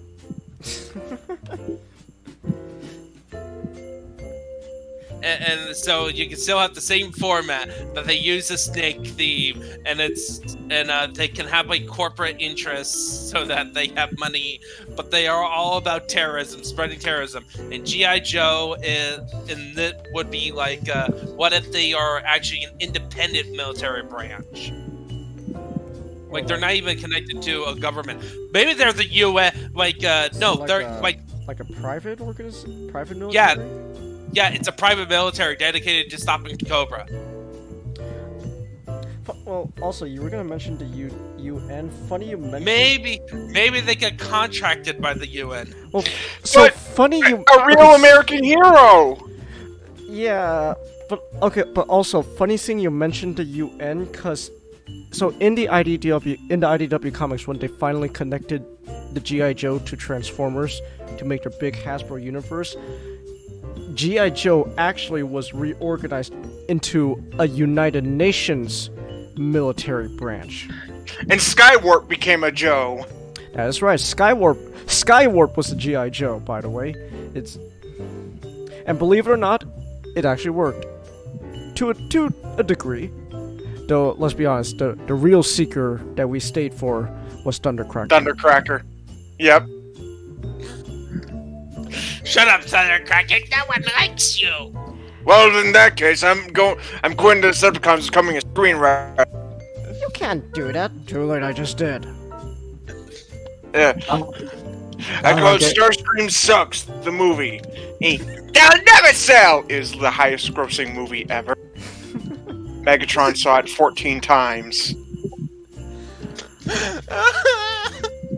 And it's just a recap of all of Starscream's failures. It's just a compilation of Starscream getting beat up. Oh yes, that's where I beat him to a pulp. Ah, yes, I remember that day, Starscream. That's when I nearly choked you to death. And I can't even kill you that way, because we don't breathe. Oh, and that's the time where I throw you into a garbage compactor. Oh, that's the time when I was, and there's that time when I was Galvatron, I blast you into atoms. I mean, into dust. But, So I guess that's one way we could make G.I. Joe stay relevant. Yeah, but you said something about Real American Hero. Yeah, like, you notice how kind of like G.I. Joe kind of forgot that aspect? Yeah. A little bit, yeah. A little. Oh. Yeah. It's not to say that they were un-American, it's just that they kind of just don't, you know. Focus on that at all. Yeah, they kind of just don't really do anything. They don't even mention it.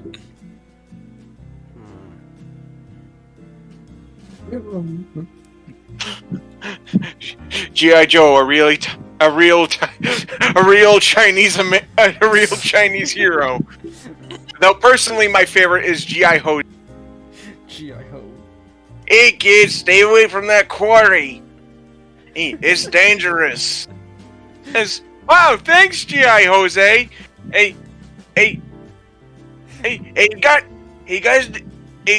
He's wanting like one of these in like toys, like some cotton candy or some inflatable hammer they get head with. But don't you hit your friend with the head with it. No thanks, I'm good. Hey, you guys need some dance that need hammering out? G.I. Jose! G.I. Jose. Fox can't sue because we didn't actually use any clips. Okay, try to see that piece of plastic off. So, Yeah, that would... so I guess G.I. Joe needs to G.I. Joe just in general, I guess it needs to find a way to, I suppose, stay relevant while still, in a sense, staying true to itself. I wouldn't mind if they do another cartoon, but more in the spirit of the original. Where it's kind of like Cobra has just a scheme of the week, and G.I. Joe has to stop it. Yes, and it will be directed by Kevin Smith. Ninjato, we just fucking said, and this is what we needed, not to fucking destroy it. No, it will be directed by Michael Bay. Comment, stop. No, that's for the movies. Well, no. Michael Bay loved the U.S. military. Actually. Changus, I think Ninjato, Comet, I think we found our perfect director for this. Say what you want about Michael Bay's directing, but... So we're gonna have him have Carbania? No, we're gonna have him have Cobra, god damn it! Yeah, but then they will fight the Joes will fight that Cobra was a and Transformer. Carbania. That was a Transformers thing. The Federation of Carbonia. The Democratic Republic of Carbamia. The episode that made Casey Kasem quit. because He's of Libyan descent, and they kind of was like, okay, it's not so much that they were terrorists, it's just that there was no good guy.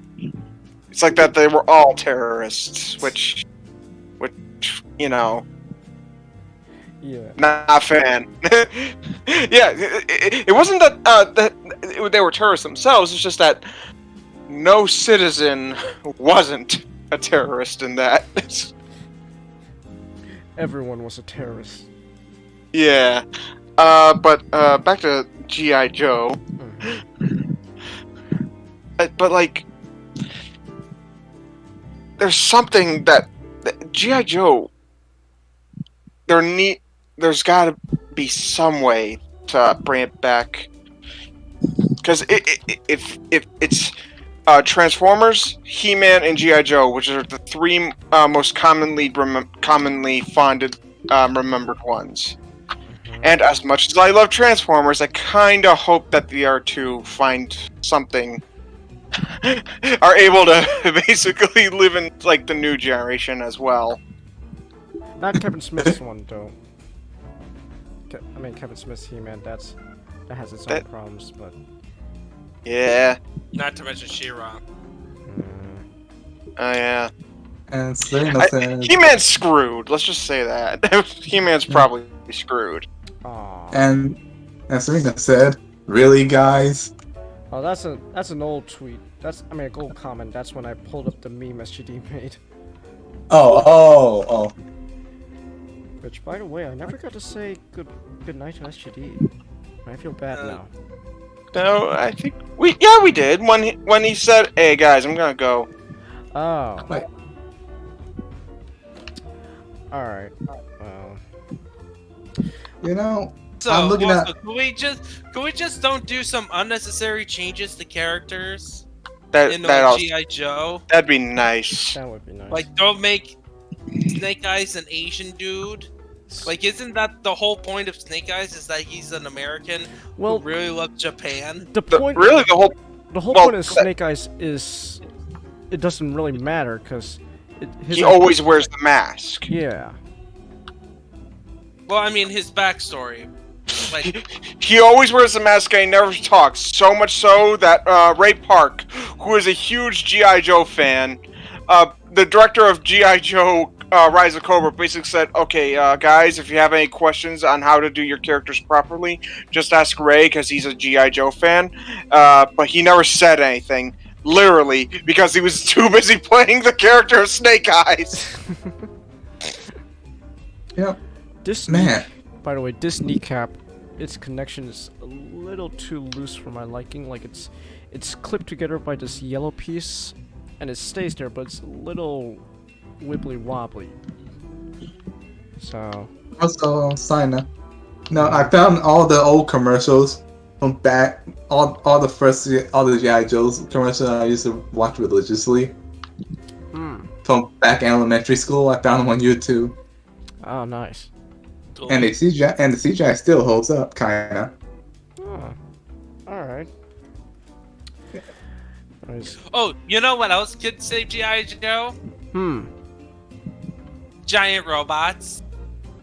They have that. Well, No, Mecha. No, they have that. They do have that. Make that the focus. Make G.I. Joe to a mecha show. Well, then that kind of takes away from what G.I. Joe is. I mean, if you want mecha, you might as well have that G.I. Joe Transformers crossover special. I mean, they even had the Mars suit from Renegade,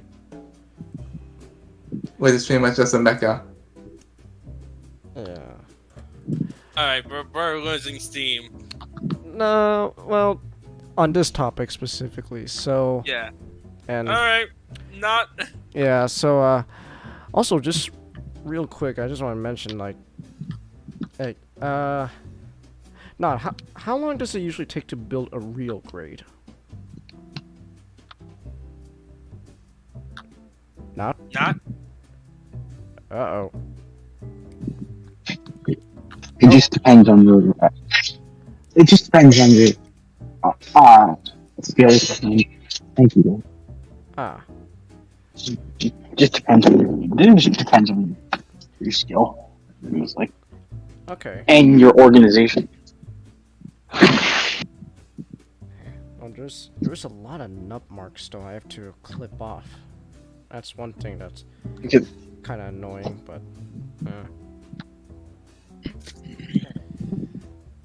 But anyways, that's beautiful. that's a shin done there. Well, no wait, there's still some nub marks I gotta nip off. But so yeah, so with that said, now we can move on to our final topic, which is it's a little more fun, but it's still suffering and pain. So not you decided to torture yourself and read and watch Ready Player One. Now reading I can understand, but note that we would have been perfectly fine suffering with you watching Ready Player One again. I wanted to ask you guys, but I love you guys too much to put you through the pain. Yeah, unlike you, Changus and Serena. Unlike you two. Well, no, Ninjato, you were the one who said you wanted to watch Kingdom as well, because we've watched all of. No, because I know you would just drag us in anyways. Well, I feel called out. I feel like that's victim blaming somehow. That's victim blaming. Oh, Changus is the victim here. I'm Yes. the victim. Because so far he's out of the two of you, he's the one who watched it. So, well, you were there as well, Nick. So, Yeah. so Yes, but that's why I said that out of the two of you. yeah. So, all right, but so with the Serena says move on. I do it because I love you. I suffer for you. It is victim blaming. Yes, thank you, Serena. No, it's not like it's one thing to just do it on yourself, but then it's another thing to make a culture where you drag your friends to suffer with you. And we love you In too, fact- Machado. But Anyway, back on target. yeah, so back on topic. So not had to suffer through Ready Player One. So I guess for those who do not know what Ready Player One is, do give us some enlightenment of the suffering. Oh, so the synopsis is Ready Player One takes place in the not too distant future of 2045 in Columbus, Ohio.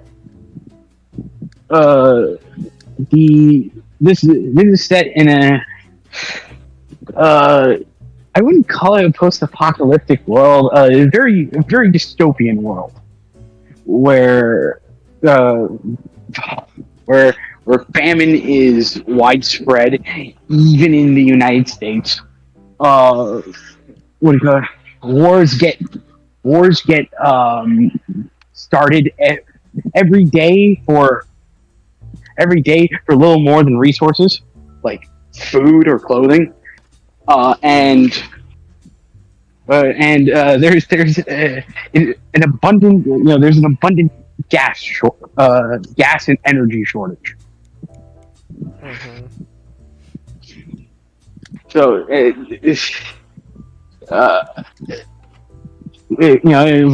explains that throughout the entire world that people just use personal solar panels. Which, my thoughts on solar panels is not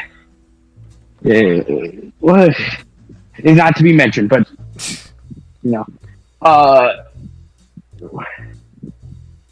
so that's explained more in the book. The movie implies it, because of the implication. Oh, I gotta make that a button, an implication button. Oh yes, the implications. Because Implications, and so Oh, I'm sorry. Go ahead. Oh, well, I was just going to say. You know, And there we go. what happened? I just posted something. Ah, okay. Let me take a quickie looky.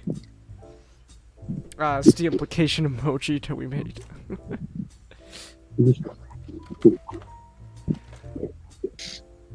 Dennis Reynolds, you monster. Alright. But so continue.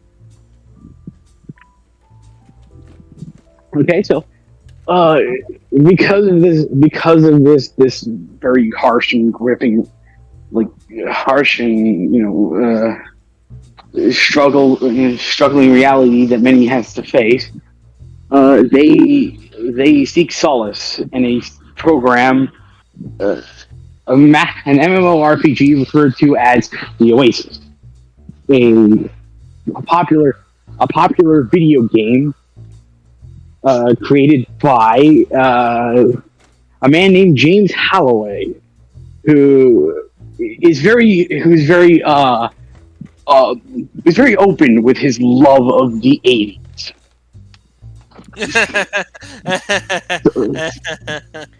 So much so that it feels like a cry for help, but I will get to that later.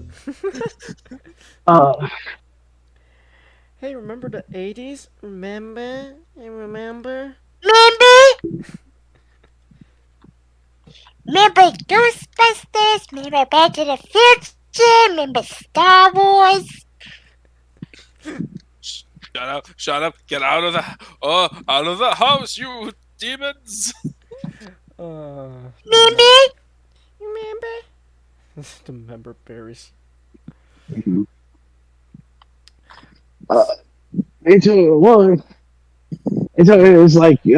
So now tragedy has taken place because James Holloway has passed away. But in his death, he leaves behind. He posthumously leaves behind a video. A video that sets up a contest, a treasure hunt, if you will, in which if an individual are to find 3 keys, specifically in the novel 3 keys and 3 gates, you win the ultimate prize of all of Holloway's fortune, a stock in this company, and even complete ownership of the Oasis. Mm-hmm. And so this spawns a rabid subculture of people who call themselves egg hunters, shortened to Gunthers.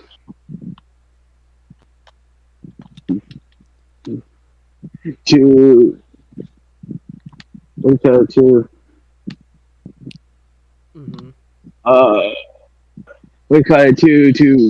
scour through all of Holloway's interests and hobbies and other stuff to find clues, to find the keys. This has been happening for 5 years. This has been happening for 5 years. Many people believing, oh, this is just a trick by a raving old man. Until we get to the character of our story, Mr. Wendell Watts. Mm-hmm. A boy who, so for the purposes of this discussion, I'm going to be referring to more the movie than the book, because the movie's a lot less of a mess. It still is, but it's a lot less of a mess than the book.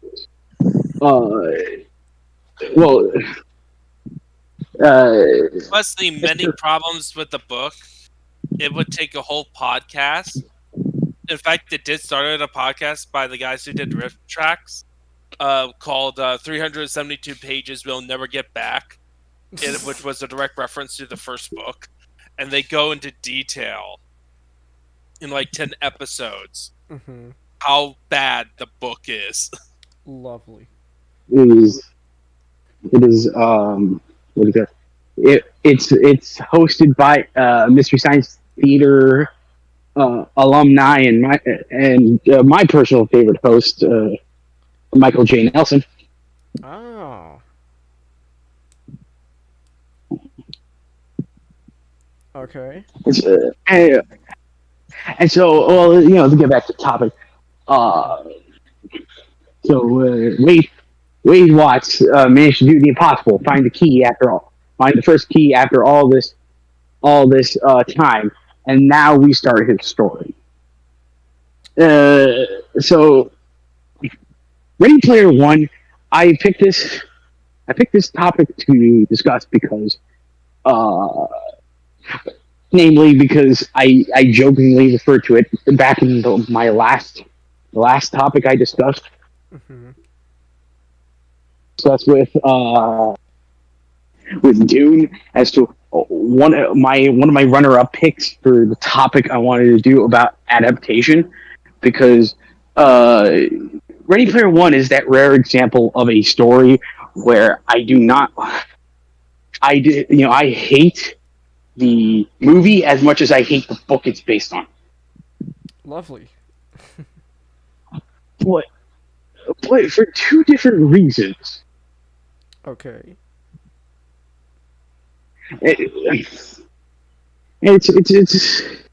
I always find that kind of fascinating. Like I will, like one of the things I will say is the adage of the movie's never better as a book is never always true, because there are obviously a lot of movies that surpass their books even more so. I would wager to bet that half of you here know of a lot of movies that are based on books that you don't know it was based on a book. Because the movie is just really a really good adaptation that you don't really need to know that it was a book.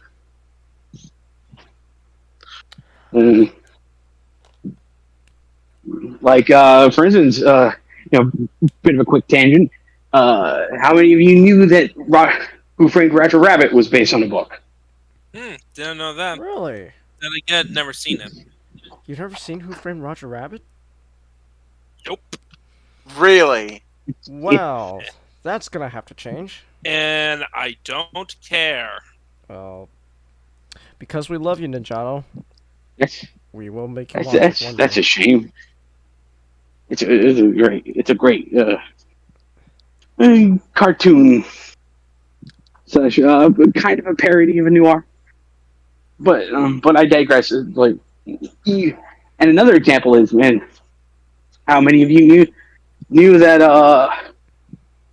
it's like how many of you knew that we call it Total Recall was based on a book? Didn't know that. Really? I think I did. I didn't. Total Huh. Recall was based on a short story by Philip K. Dick, which follows the idea of memories, and manipulating them to fit one's fantasy, and the idea that your memories, the memories that you knew of before, are not your own. And so that's where the short story, that's how the movie got its foundations from. Huh. So it's like, a good adaptation is something that provides I wouldn't say because there are a lot of adaptations that aren't exactly faithful, and they work extremely well because they keep the vital part of a story intact, and that is the purpose and the point. Hmm. So, and Okay. it's like, and I, so it's like, I don't like, so it's like, oh, I don't like Ready Player One as a book. And we've kind of been joking about it much earlier about how, the constant stream of pop culture references, specifically from the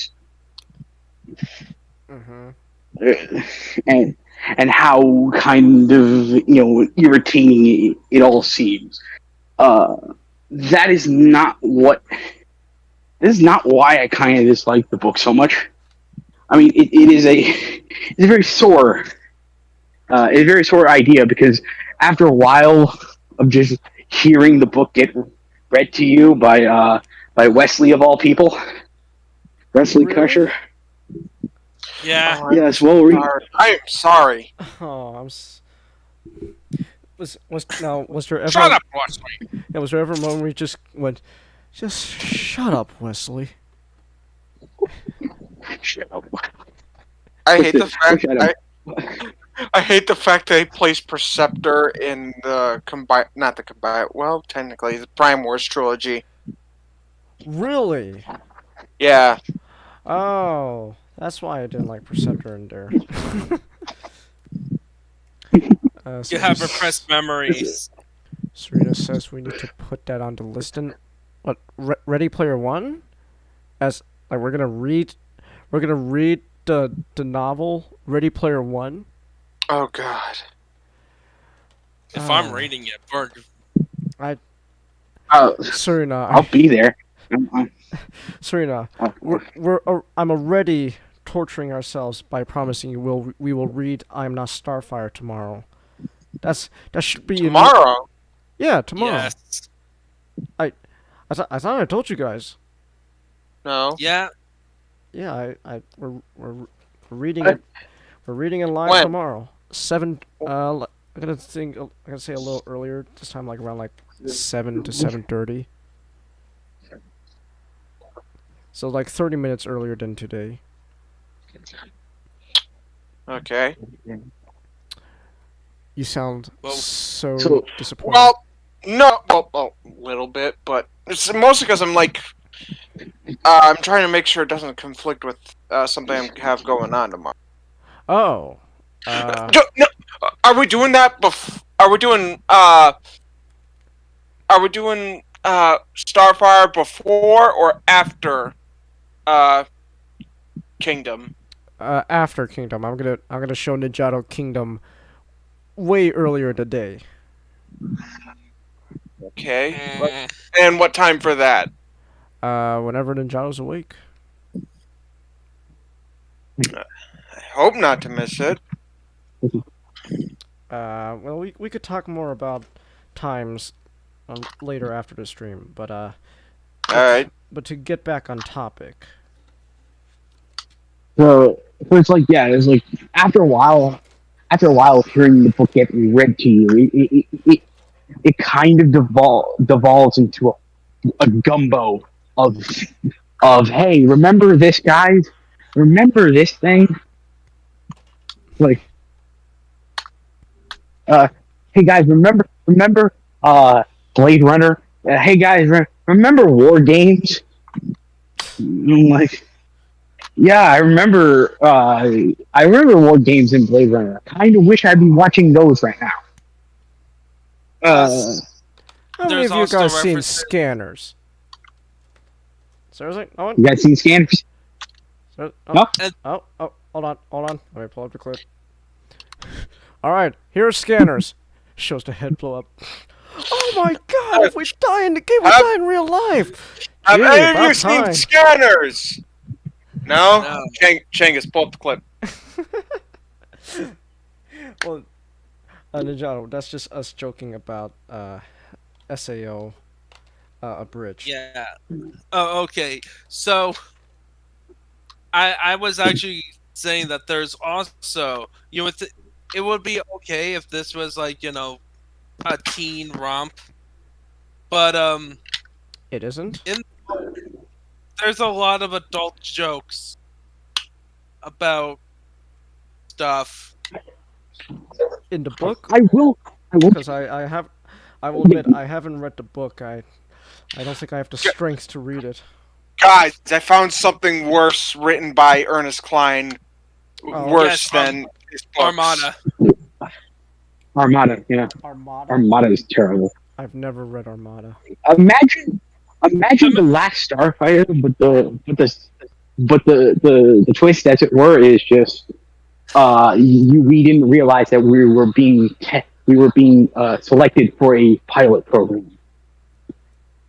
Okay. And also video game references. Guys, that's not what I was referring to.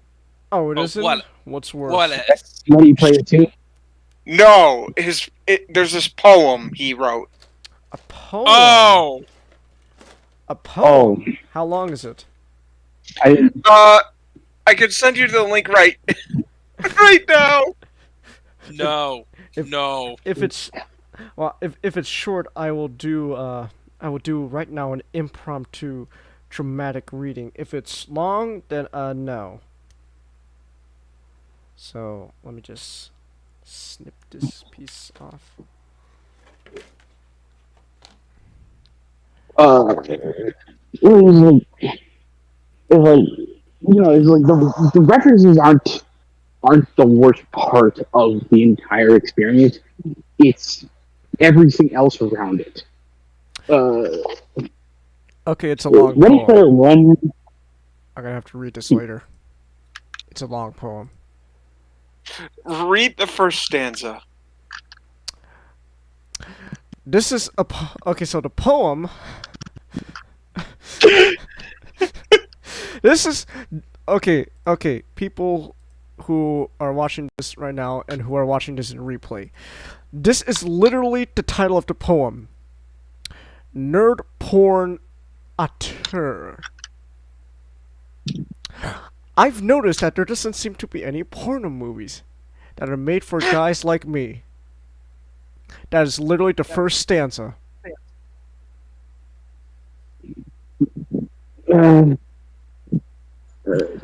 Wow.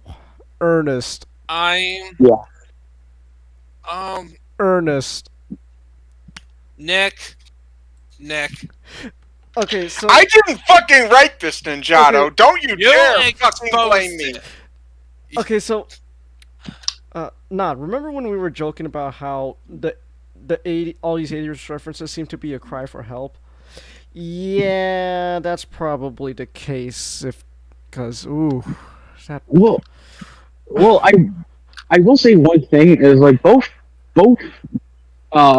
Wade and Holloway remind me of Ernest Klein. Like the reason for that is because a lot of their interest is Ernest Klein's interest. They both like John Hughes movies, and they both like D&D. So they're self-inserts.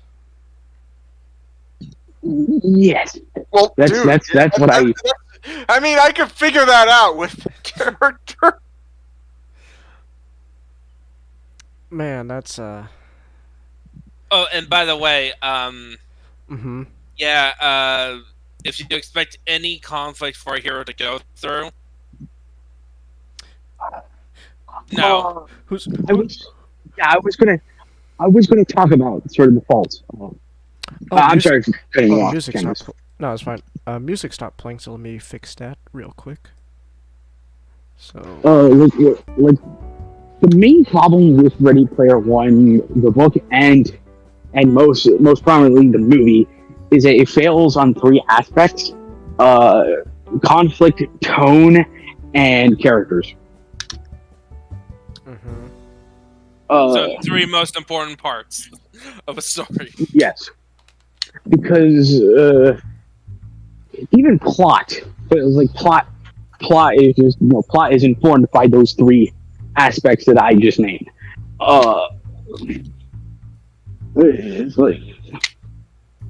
It's like the characters are one-dimensional. the tone is as inconsistent as a because the tone is as inconsistent as an OCD and a mud wrestling contest. What do you call it? And the conflict is non-existent.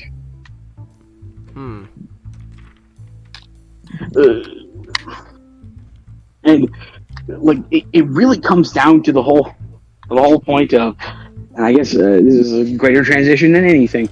The character Wade Watts himself is Wade is two different beasts in the book as he is in the movie. Wade in the book is an atheist smug asshole who is good at everything because of his mad skills, when really it just feels like he's a walking Deus Ex Machina. Now, I have to ask, when you say he's a walking atheist user, are we talking just a typical Reddit user, or are we talking I'm going to travel back in time to prove religion's stupid? Might as well. Might as well.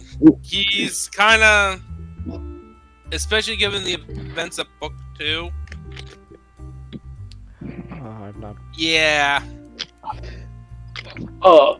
Like the entire first chapter of the book explains, has Wade explaining his entire past and his life up until that point. And one of the paragraphs he gets to is that he claims that he has been lied to his entire life. Now the two times I've ever read this book, I was kind of interested in that line. It's like, well, that's sort of an interesting aspect when you talk about this world. It's like, what have you been lied to, Wade? It's like, have you been lied to because everyone around you has been saying that you live in a golden opportunity, Wade. You can be whatever you want, and you're but now that you kind of stuck yourself into the realities of the realities of life, that sometimes life just seems unfair and cruel. No, the reason why he felt lied to his entire life is that apparently there isn't a God Daddy. Okay. This sounds familiar. All of what do you call it? It's like oh, we all came from single cell organisms, and so there can't be an invisible man called a god. Wow. And we fight wars for this imaginary fairy tale. Wow. Yeah, let's ignore all the times where we didn't fight wars over imaginary fairy tales. Wow. Wait.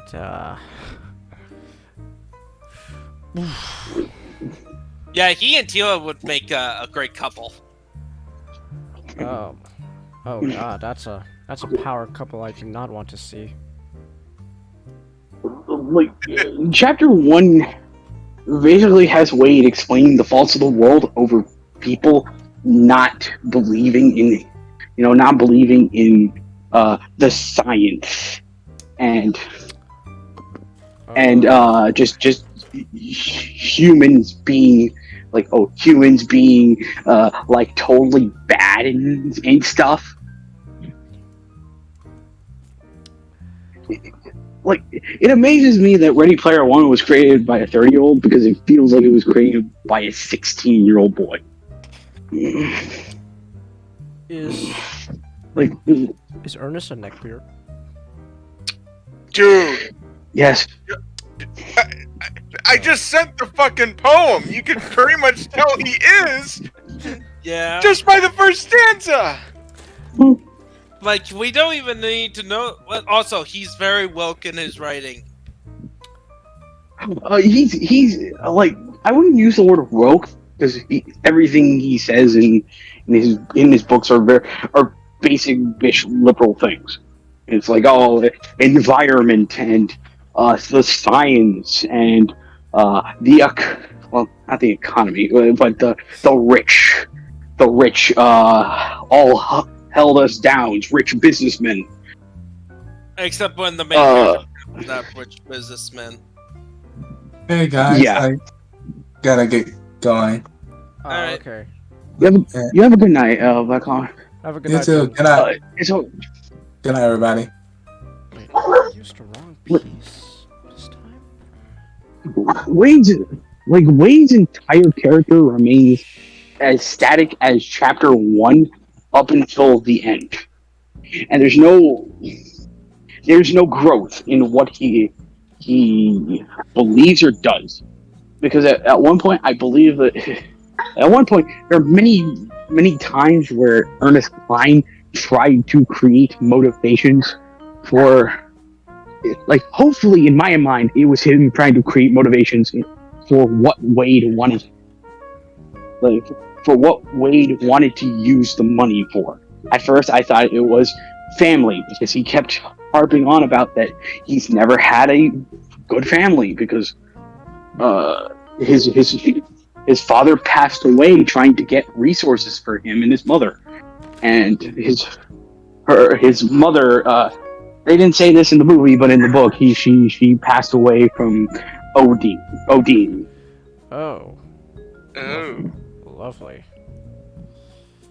It's like it's a perfect indication of the world around him is that he lost both of his parents because reality just has them brought down. Really, And she shouldn't have hooked up with a guy named Jesse after her husband died, because you know you know what happens when that happens.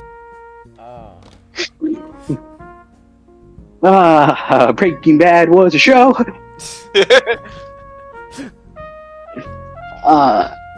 So it was like, you know, with my constant ringing of reality, you would honestly think it's a central theme of the book. It is a central theme for only 3 sentences to the end of the book.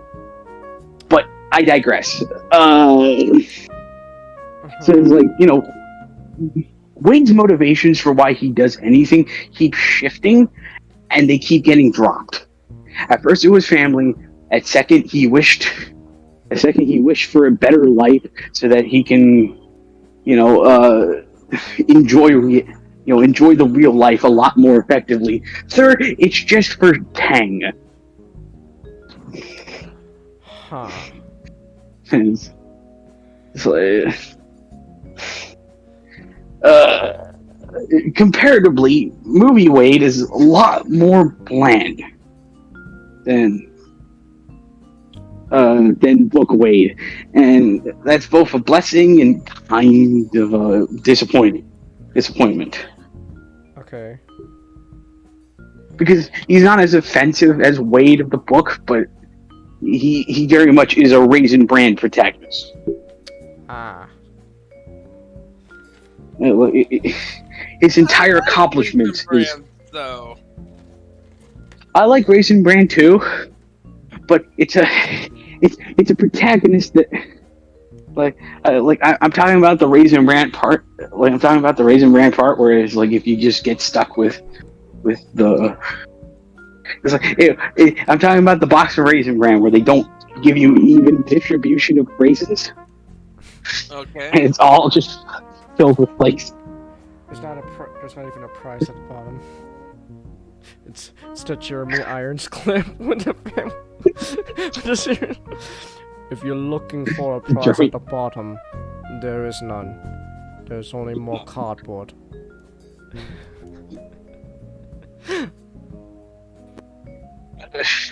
So it's like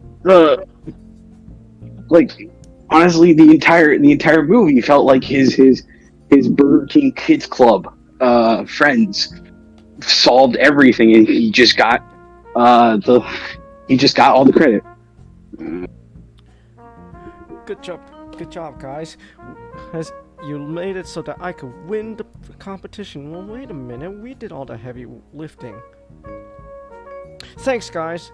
I'm gonna take over the Oasis now. I'm gonna take over the Oasis now. And it's like, well, like I don't want to go back to the Oasis because I got a girlfriend. And also, by the way, we're shutting down the Oasis for 2 days a week. Which That's only part of the movie. Yeah, in the book, all he. But I want to get that to a bit later. But so I want to talk about more. I guess this would be a perfect segue to talk about the movie.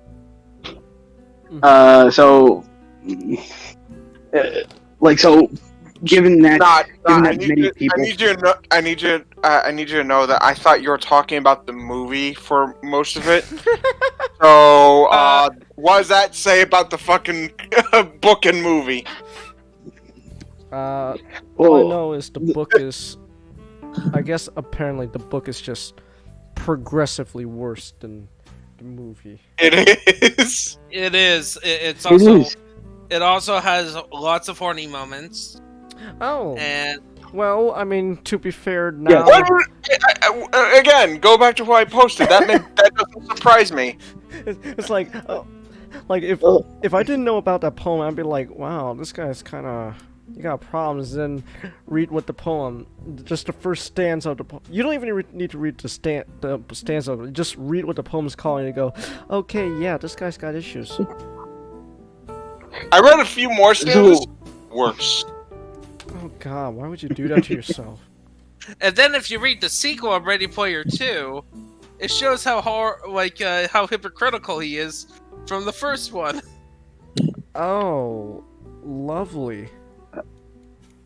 So it was like, what was it? So basically, as many people in the quote-unquote mainstream media like to call the book sort of a very, very Spielbergian 80s nostalgia trip. There's only one man to direct this movie, and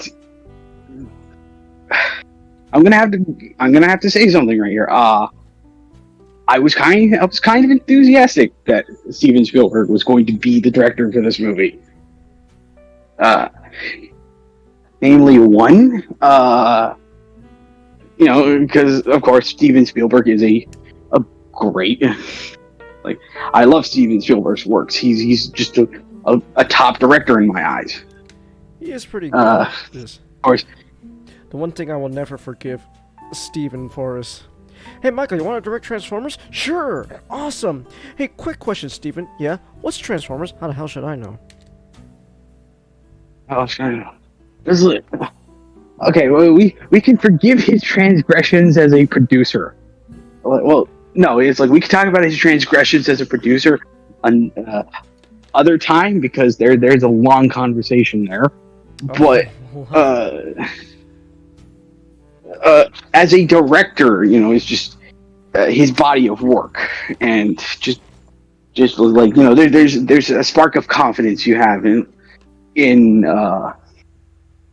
someone like him to tackle to at least make something good of a movie like this. And secondly, the reason I was so confident in Steven, like, aside from his body of work, is one movie in particular. A movie that I consider almost perfect, Jaws.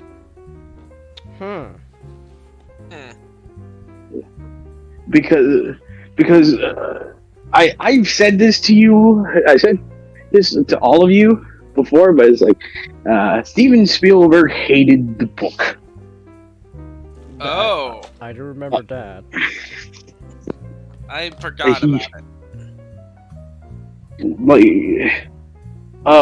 he I think it's like when he was given his opinions based on his thoughts of the book and why he wanted to adapt it, he said, I hated the characters so much that I wanted the shark to win.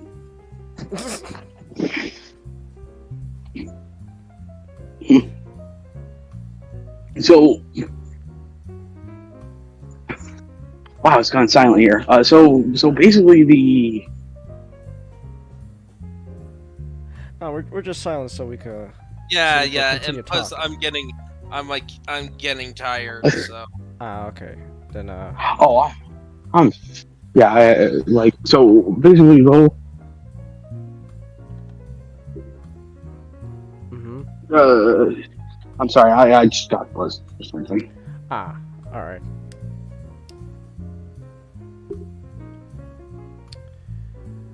And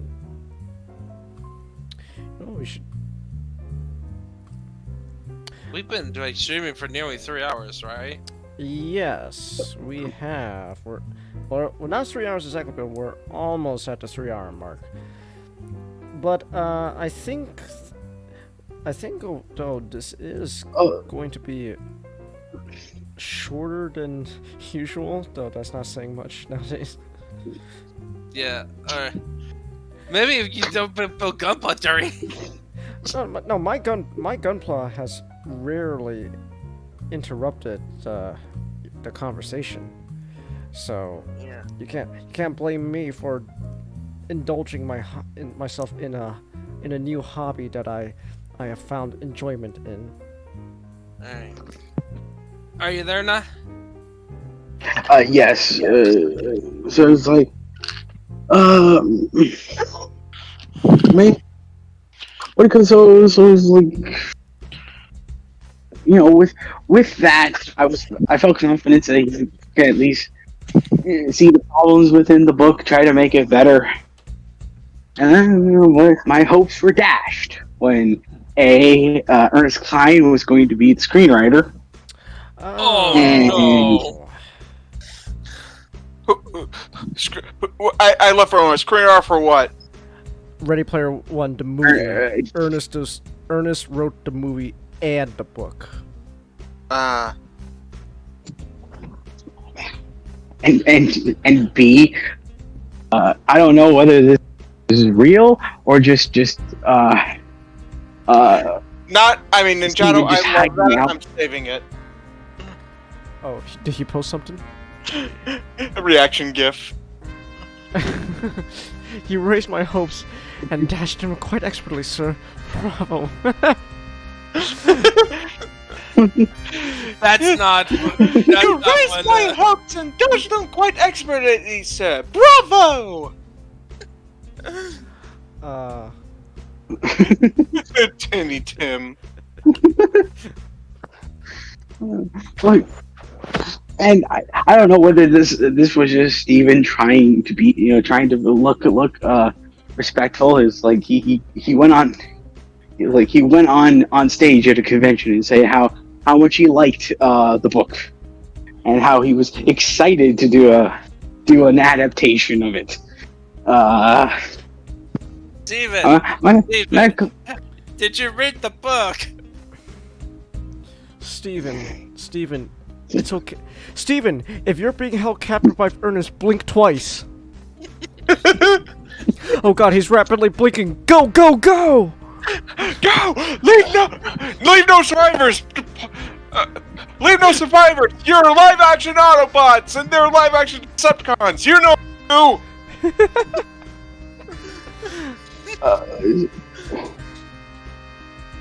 And so it's like, more or less what we've gotten is just it's just a stripped down version of Ready Player One, which sounds like a blessing, but it isn't.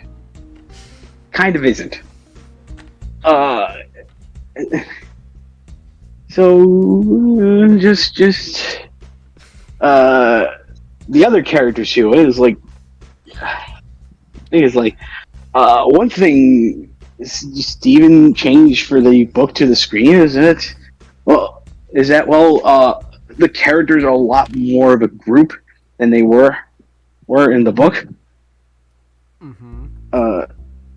In the book, it was a free for all. You know, it's just okay. We're competitors. You. It's like we will run into each other and just say hi. But you know, like first one, literally the quote from the quote they spout throughout the entire movie.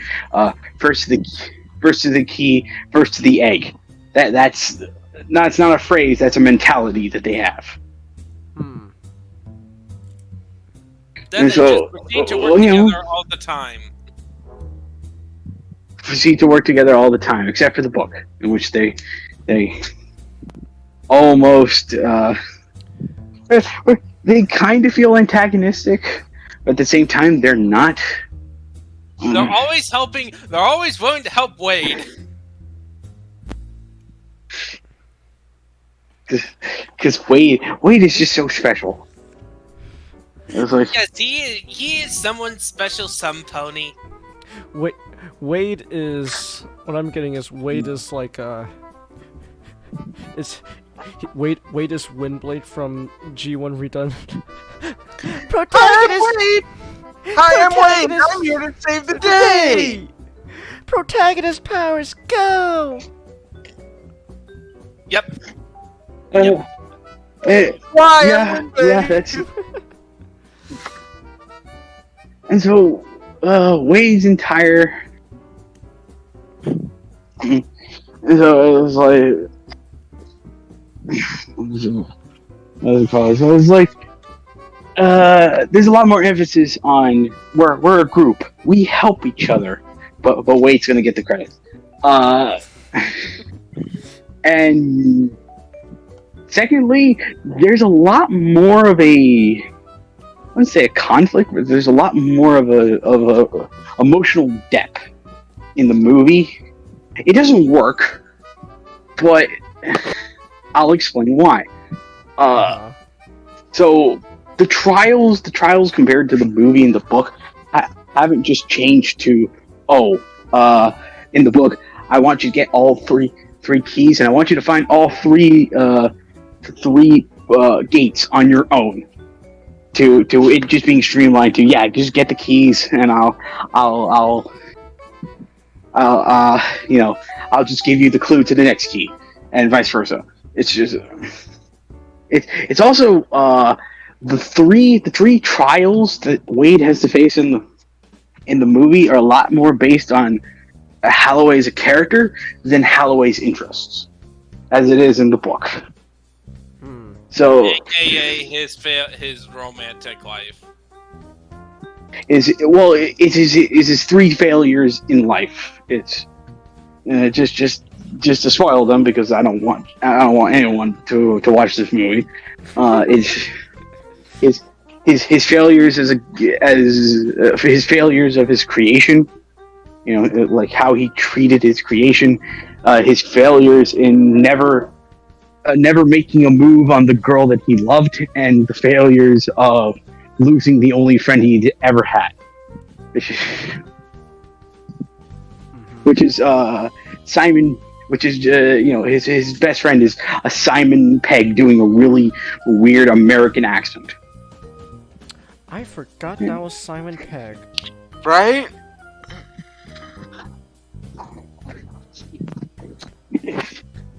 And so it's like there's a lot more of a debt to the trials, but it's not like it matters because you don't really care about anyone in the end. You just become numb. There's almost a numbness to everything, but just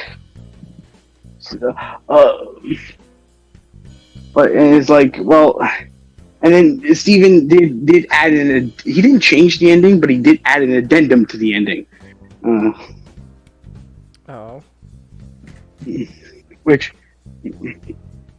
is I just want to mention this really quick because I don't know if I'll ever get to it. The Japanese brothers got changed to in the movie, they're not brothers. They're just they're two boys. They're two friends with different Asian ethnicities. I thought they were. They brothers. changed one. Well, because At least I felt like it was strongly implied they were brothers. they were brothers in the book, but apparently I don't know why, but they made one of the brothers Chinese. Well, they made one of them Chinese, and he the little 11-year-old boy who is apparently a ninja, even though ninjas are meant to be Japanese, but ninjas are cool, so who the fuck cares? I didn't even realize. It's like he's. Well, that's another thing. I didn't even know they were different. They were different Asians. Not. Hollywood is the same people who think just because you know martial arts, you have to be Asian. Yeah, and so it's and like- also I the didn't- writer himself of the books. Mhm. So those two brothers in the first book, they're treated. He was trying to make them more like they're like Japanese Americans, or like they're not like stereotypically Japanese, like they knew English. Book 2, the He surviving goes full brother, right burner. Yeah, the Oh. surviving brother becomes full Japanese, forgot English, and becomes so stereotypical Japanese. It's definitely funny. That's Hello, Wade. I have come to give you this bonsai tree. So, what was his name? I think it was like Toshio. Oh, Toshio. It was like, how are you doing? I am okay. The death of my brother has given me great sadness, but I have now have the big happiness. the brother's dead. Oh yeah, and the basically In the book. Oh. in the book. So the one of the main bad guy in both the movie and the book, I think, is a corporation, Yeah, and A corporation in the book- named IOI. Yeah. and they kind of blew up a house, blew up the main character's like apartment complex, I and remember, they killed one of the brothers. see, I remember the apartment blowing up. But I didn't know they killed the brother in the book. So. Yes. The funny thing about I think is like the funny thing about so in the world of Ready Player One, in order to maximize housing, they developed a system called the stacks, which is just okay. Let's put mobile trailer homes on top of each other, and pray to God that the joints don't lock up and cause one of them to fall, because it will. Or This the weight of happens it. in. They say this in the book. It's like it causes a domino effect in which 405 stacks will be affected. Oh my god. Yeah, the writer also in his like it's kind of weird where like in terms of the world building, it has enough of the economy that gives corporation all this power Uh-huh. and stuff, but also the world is so screwed up and like there's literal death gangs outside of Colombia, like in the desert, like all Mad Max. So what I find the most hilarious about the world building, and this is just from watching the movie, is so this is essentially you're framing it as a post-apocalyptic world, but where resources are an all-time low and limited, and people are literally waging war for these resources, but yet we still have enough of these resources to power a global internet game. Yes. Yes, because Ernest Klein believes in solar energy. because there's descriptions that all of the book where all of the power they get is through solar. But then by that logic, then shouldn't the whole world just convert to solar, and then there's your energy crisis at the very least. You silly Changus. Humans are irresponsible evil beasts. Yeah, it's still Mad Max outside. It only takes a person with money, like one guy, to get all the money of this major company, and then that guy destroys all the other competition. One company basically controls the world. Then the world humanity can progress. Yes, that's actually part of the plot of Ready Player 2. Is that literally what Wade does when he gets in Yes. Wow. Wade everything he hates. Yes, Wow. Wade. And then also, there was a guy who made fun of him. Like a band who made a parody of him or something. He also destroys people's lives who make fun of him. Wow. So Yeah, he's an ungrateful, unlikable person. See, in the movie, you know, it's just like, oh wait. Oh yeah, and at the end, he had cloning technology and he cloned his friends. Why? Wait, cloning is a part of the sequel? Just a side thing. Wait. So, a world where resources are limited and all that, right? But you still have the resources to clone yourself, apparently, because like you control everything somehow. Genghis. That's how bad the book actually is. The world building makes little sense. Once you think about that, everything that's just like one facet of the problem. One easily fixable facet. If the story would have been taken place in a cyberpunk setting, no one would care about the world building. They would just go, "Oh, cyberpunk." Wait, Ninjato, Ooh, why did he clone his friends? So that he can launch them out into space. What? Yeah. Because he went out to space. Yes. To explain it is more complicated. I had to explain the entire plot of Ready Player 2. And frankly, we need to get this show done as soon as possible. Wow. Like, that's. Yeah, let's stop getting into tangents because. But like, all right, well, let's start with the shit.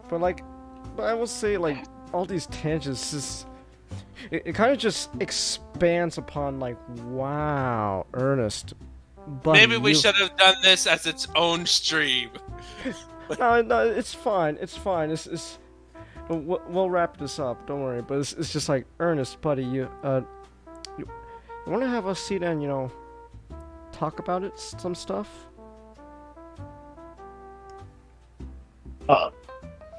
It's like the major. I guess like that's the thing about the world building.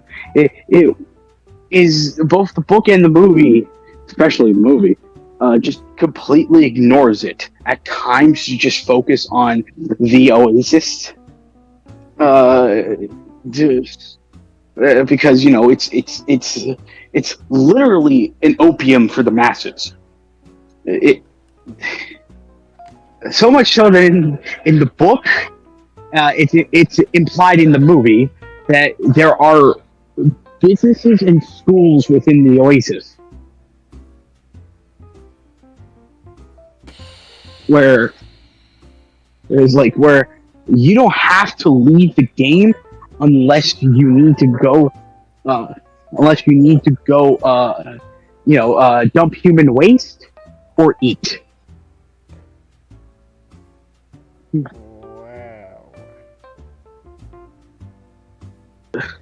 It's like the Oasis has been built up throughout this entire story as being sort of this escapism, not to just avoid the problems of the real world for about like 5 minutes. It's to completely ignore all your problems and just become who you are because of a game.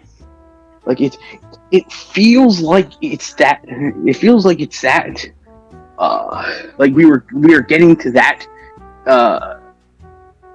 Getting to that subject, and it never does, because every time the Oasis gets mentioned, it's mentioned by praise with the characters and how we need to stop Nolan Sorrento from installing microtransactions throughout the Oasis. We need to protect the Oasis. I'm like, Honestly, the Oasis. Honestly, well, yeah, screw the Oasis, but like, honestly, I'm glad the bad guy didn't win. Microtransactions. Ugh. Oh yeah. My worst enemy. Microtransactions.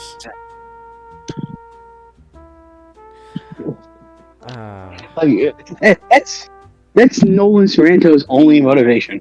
Is just I want to create as much microtransactions to literally blind the player's field of vision, just so that I can sell them a ad blocker.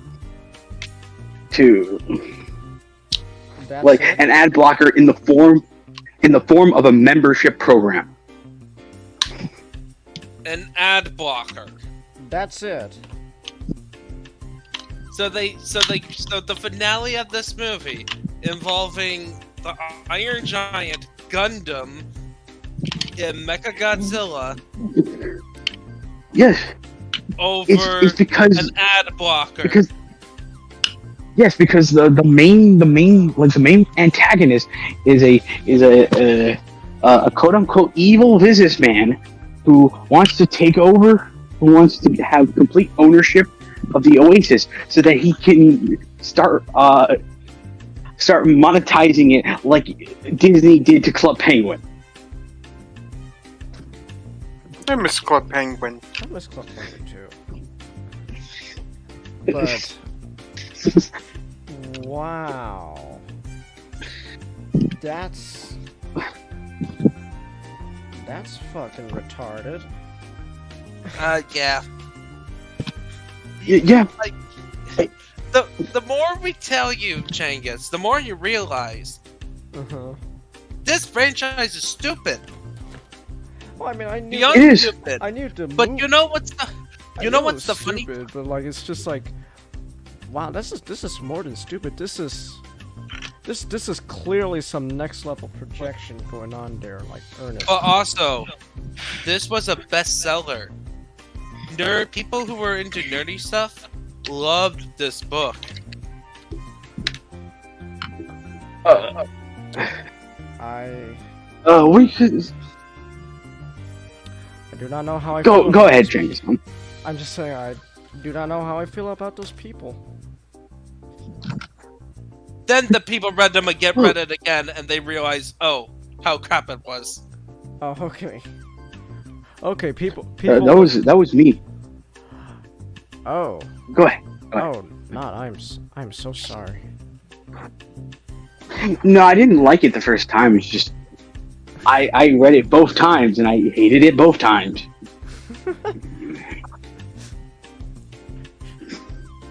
Because it's like again, a lot of the story is just, oh, look how perfect Wade is. Look how he managed to get through everything so flawless because he's such a great and badass main character.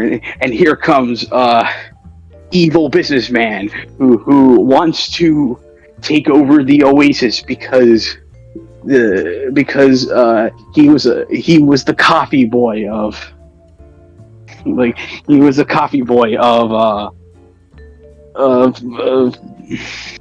for what do you call it, Holloway, and Holloway completely ignored his ideas of trying to monetize the the Oasis.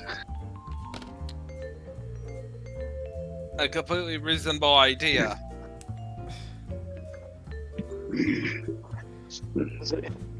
And you know what's the most insulting part about the movie? Do tell. Steven adds, I think it's either Steven or maybe Punch, but it's like they added a scene in which like this man he's at his like Nolan Sorrento is at his last nerve. He took a gun from one of IOI's security operatives, and he's getting ready to go shoot a kid. I remember that. That's right. And then it's like he opens the he opens the van after threatening the people of the stacks that he was going to shoot them. He forces open the van and then he stops because he sees Wade. You know, he sees Wade clutching an invisible item in his hand and dropping one little tear. And he's like, and that causes him to realize that what he is doing is terrible. Not the fact that he killed an entire stack of people for the sake of an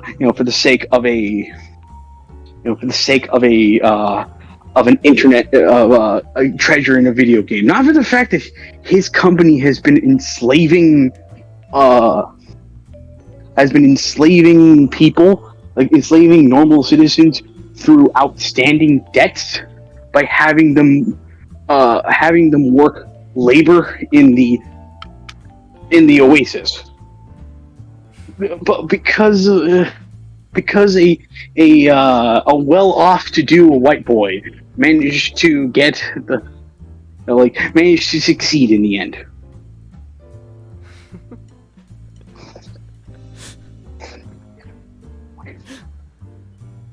Ready Player One.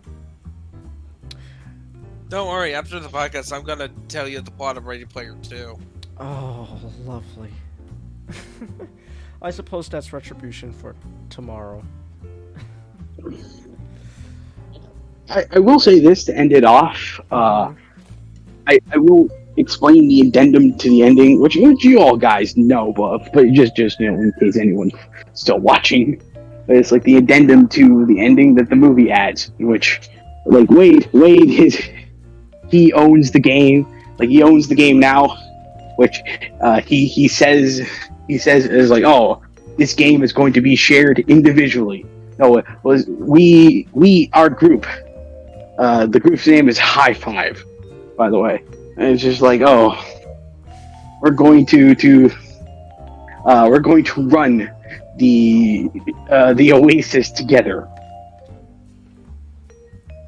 instead of how Holloway butt out his own friend, his only friend, by making him sign a contract. It's like, and so it's like, yeah, it's like one of the stipulations that Wade makes is that the Oasis is to be closed on Tuesdays and Thursdays, because this is where the central message that I say only ever appears in three sentences at the end of the book, where it's like, oh, guys, isn't reality swell? And I'm like, Wade, like, I would have liked that ending if the reality of your world actually was worth living. Because like, now the movie isn't the book where, like, this world has been described as a living hellhole. But even then, like, shutting down the Oasis for 2 days in a week is no better than just than telling a junkie you're not allowed to shoot up for 2 days during a week. you're not solving a problem. You're just creating a restriction to that problem. And Yeah.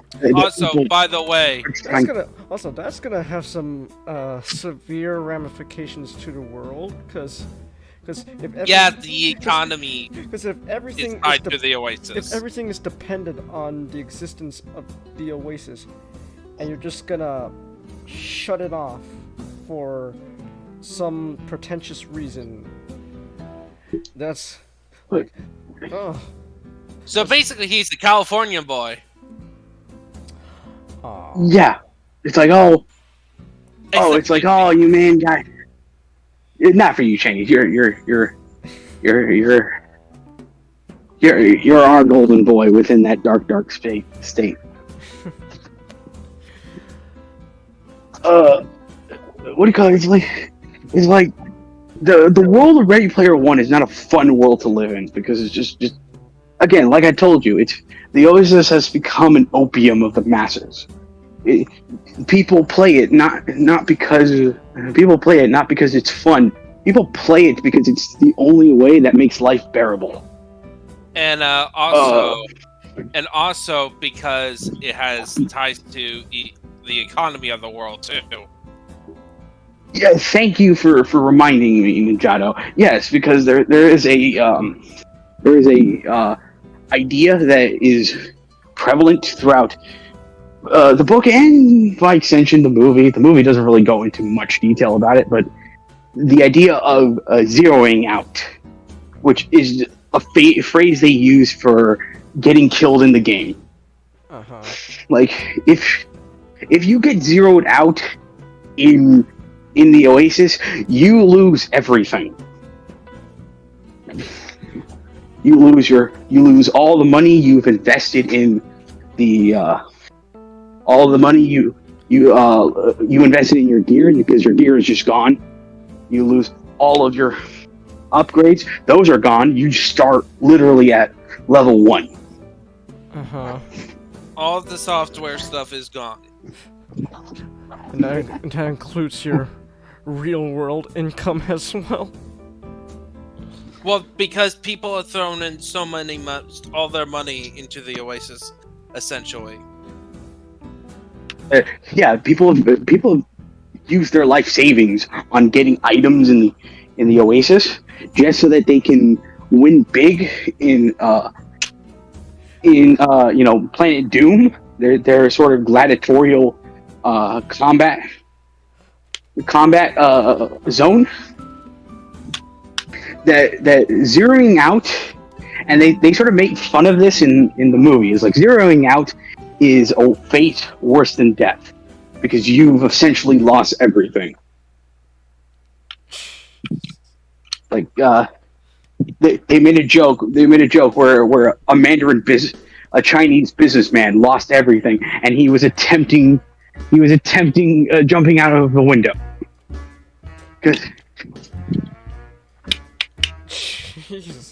Because all of his money that he sunk into the game is now gone. Jeez. And taken by other people, by the way, of course. Yeah. Because remember, this is still treated like a video game. But at that point, honestly, when your world is that bad, you shouldn't be.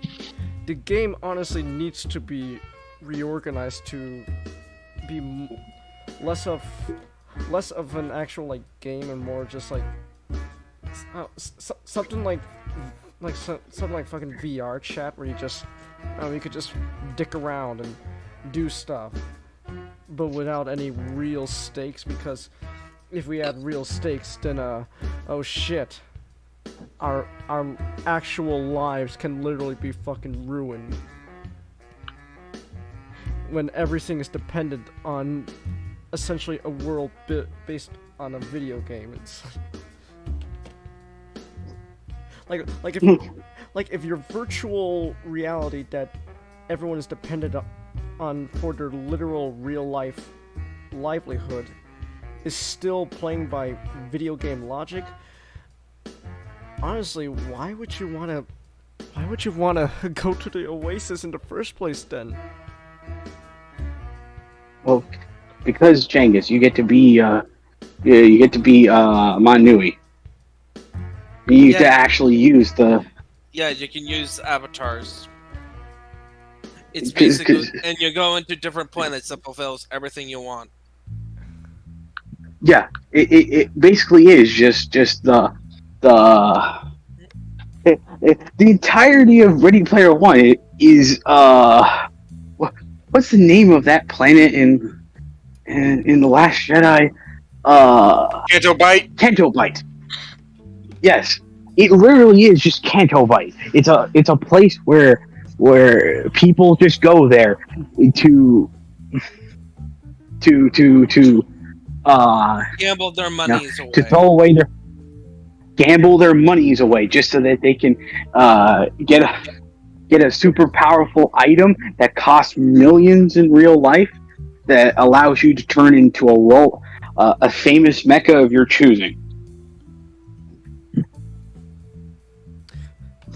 Also, if this is a video, if we're playing by video game, like, I don't think Ernest is even aware of the idea of modders. Like, oh, you're supposed to play the system to gain your favorite skin. Well, but people can just mod in their favorite skin and cheat the system. And it's not like you've established anything that says you're enforcing the system like that, because all you're doing is just using everyone as slave labor to find some stupid key. Yeah, he didn't go into that as much. Actually, he did make a mention to it, just a throwaway line, because one of the main characters, H, is a mod developer. He gets basically it's described as an actual contract one, where it's like people pay him / in reality her to develop quote unquote develop what do you call it? Mods that they get to use. That's why that whole big scene of Wade showing Artemis H's workshop, and she is building the Iron Giant. Because the Iron Giant was meant to be a contract work that she got paid to do, which is funny because she ends up just using it in the end for her own means. Well, there goes your contract. Hey, you're a multi-billionaire. Who cares?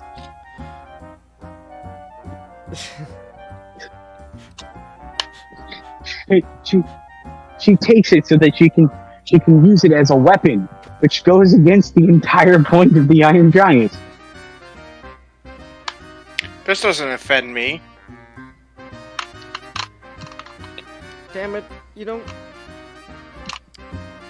at the same time, it's like I'm mad but also glad that Super Raya refused to let Ultraman be in the movie, because it's like, well, at least Ultraman was spared from the movie, but then if he was allowed in the movie, at least they wouldn't massacre my boy, the Iron Giant, like that. Yeah. Look, someone was gonna get butt banged.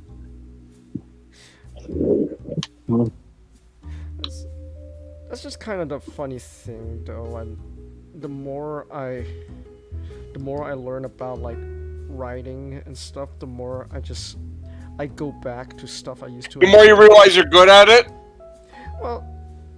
Well, that's Good enough to be an editor. That's you inflating my ego there, Nick. But that's always welcome. but it's more like just like, on one hand, it's like, man, this is great because, you know, I can at least, you know, I can at least tell what good storytelling is and all that now. On the other hand, it's like, I just can't view things the same way as before. Like, I can't just sit back and watch the shit show. I just can't help but notice, like, that's fucking stupid you just did there. Why'd you fucking do that? Now I gotta pause and rant, cause that actually fucking infuriates me what you did there. That's stupid. Yeah.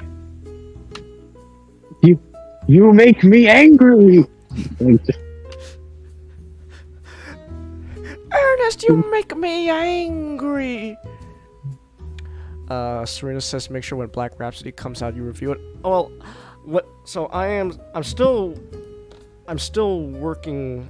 I still need to find the time to just record myself to make that 2 cents video for Inglewood, and then I plan to give the same treatment to your book, Serena. But I will actually, but that's more of just, you know, jokingly, but also for content. But like, I will actually, like, give my actual thoughts on the book to you, like serious thoughts as well, like personally when I get the book.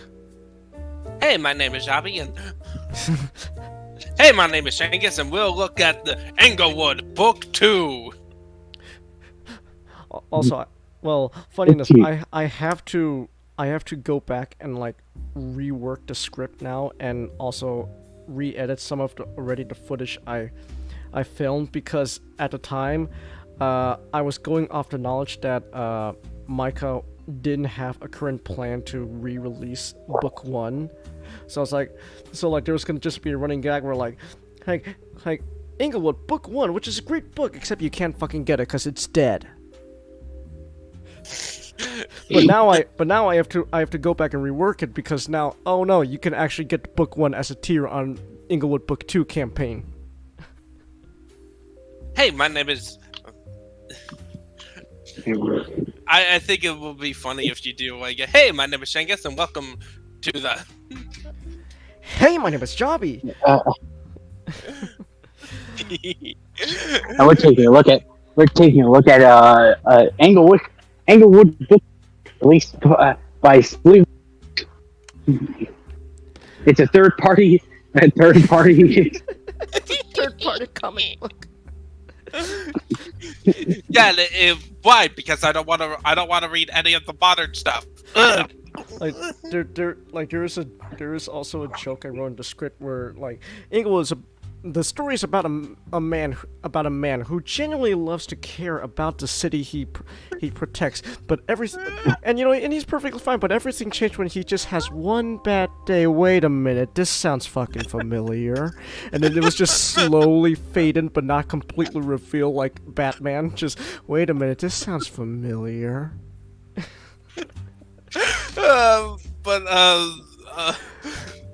Once you get to that final page, please tell me you're gonna go. I need I'm not gonna. It's gonna be mostly a spoiler-free review, so like I'm not gonna show that scene, you know, with Carlos, but like just gonna repeatedly show like just a picture of Carlos. That first panel, you see Carlos, and just repeatedly zoom in on it and just say "fuck Carlos." Jengus, there should just be a shot where you're like, man, this Carlos guy is really, you know, I don't like him. I hope he doesn't do anything bad. And then it cuts to you turning the page, and it cuts to your face, and it just slowly zooms on your face.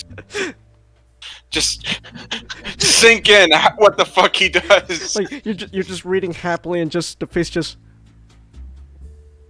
slowly turns into a scowl, and just the book just starts shaking in my hands.